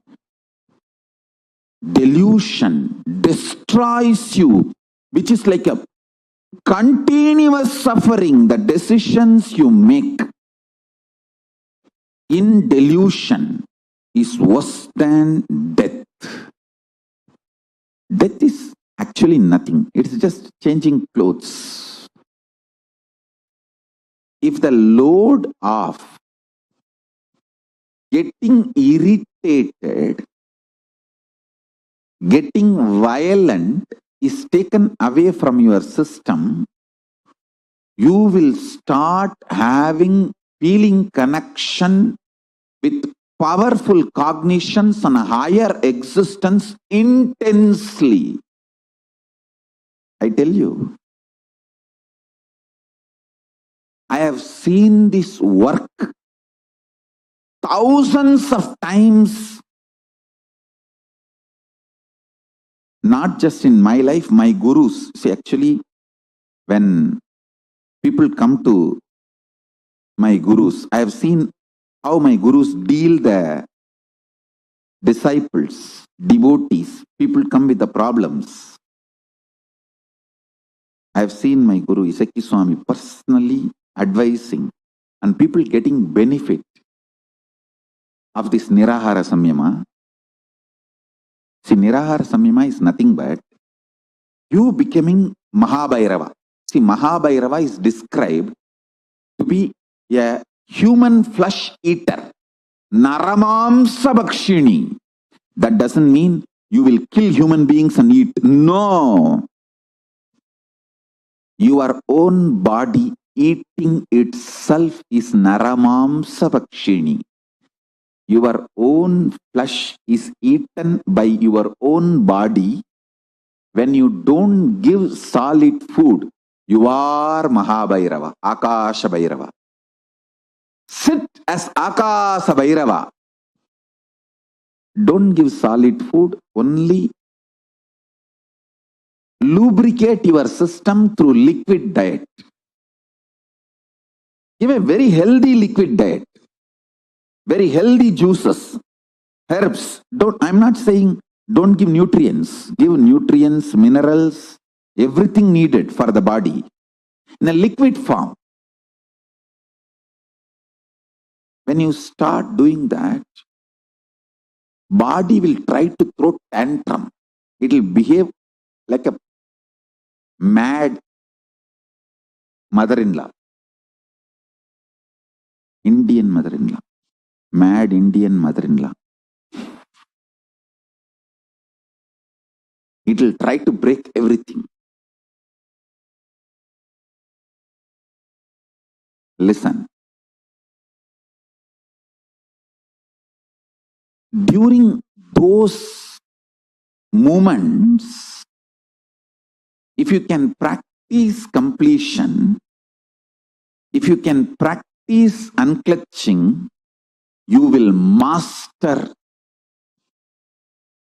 all kinds of impacts, influence of chemicals on your biology.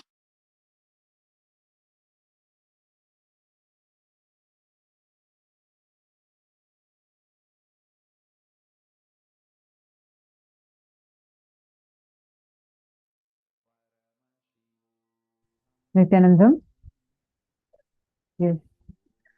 I know it was a very, very, very powerful session. We just had consciously decide to be in oneness with Paramashiva. Consciously decide to surrender and just operate from that. How was today's day for all of you during the past life regression process and getting such an amazing darshan?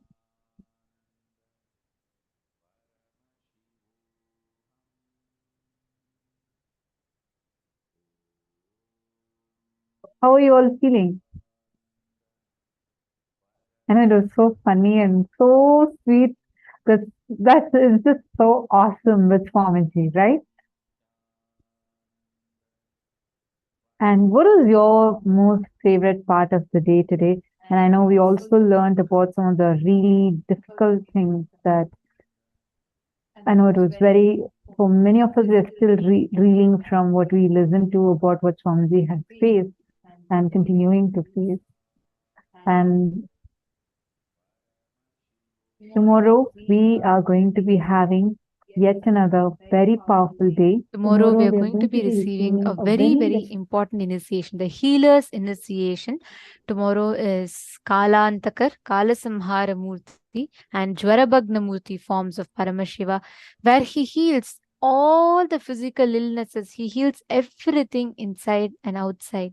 Tomorrow is one of the most auspicious darshan, where we are going to be receiving the ultimate healing directly from Swamiji for all and the diseases. power of anti-aging and consciously designing your body.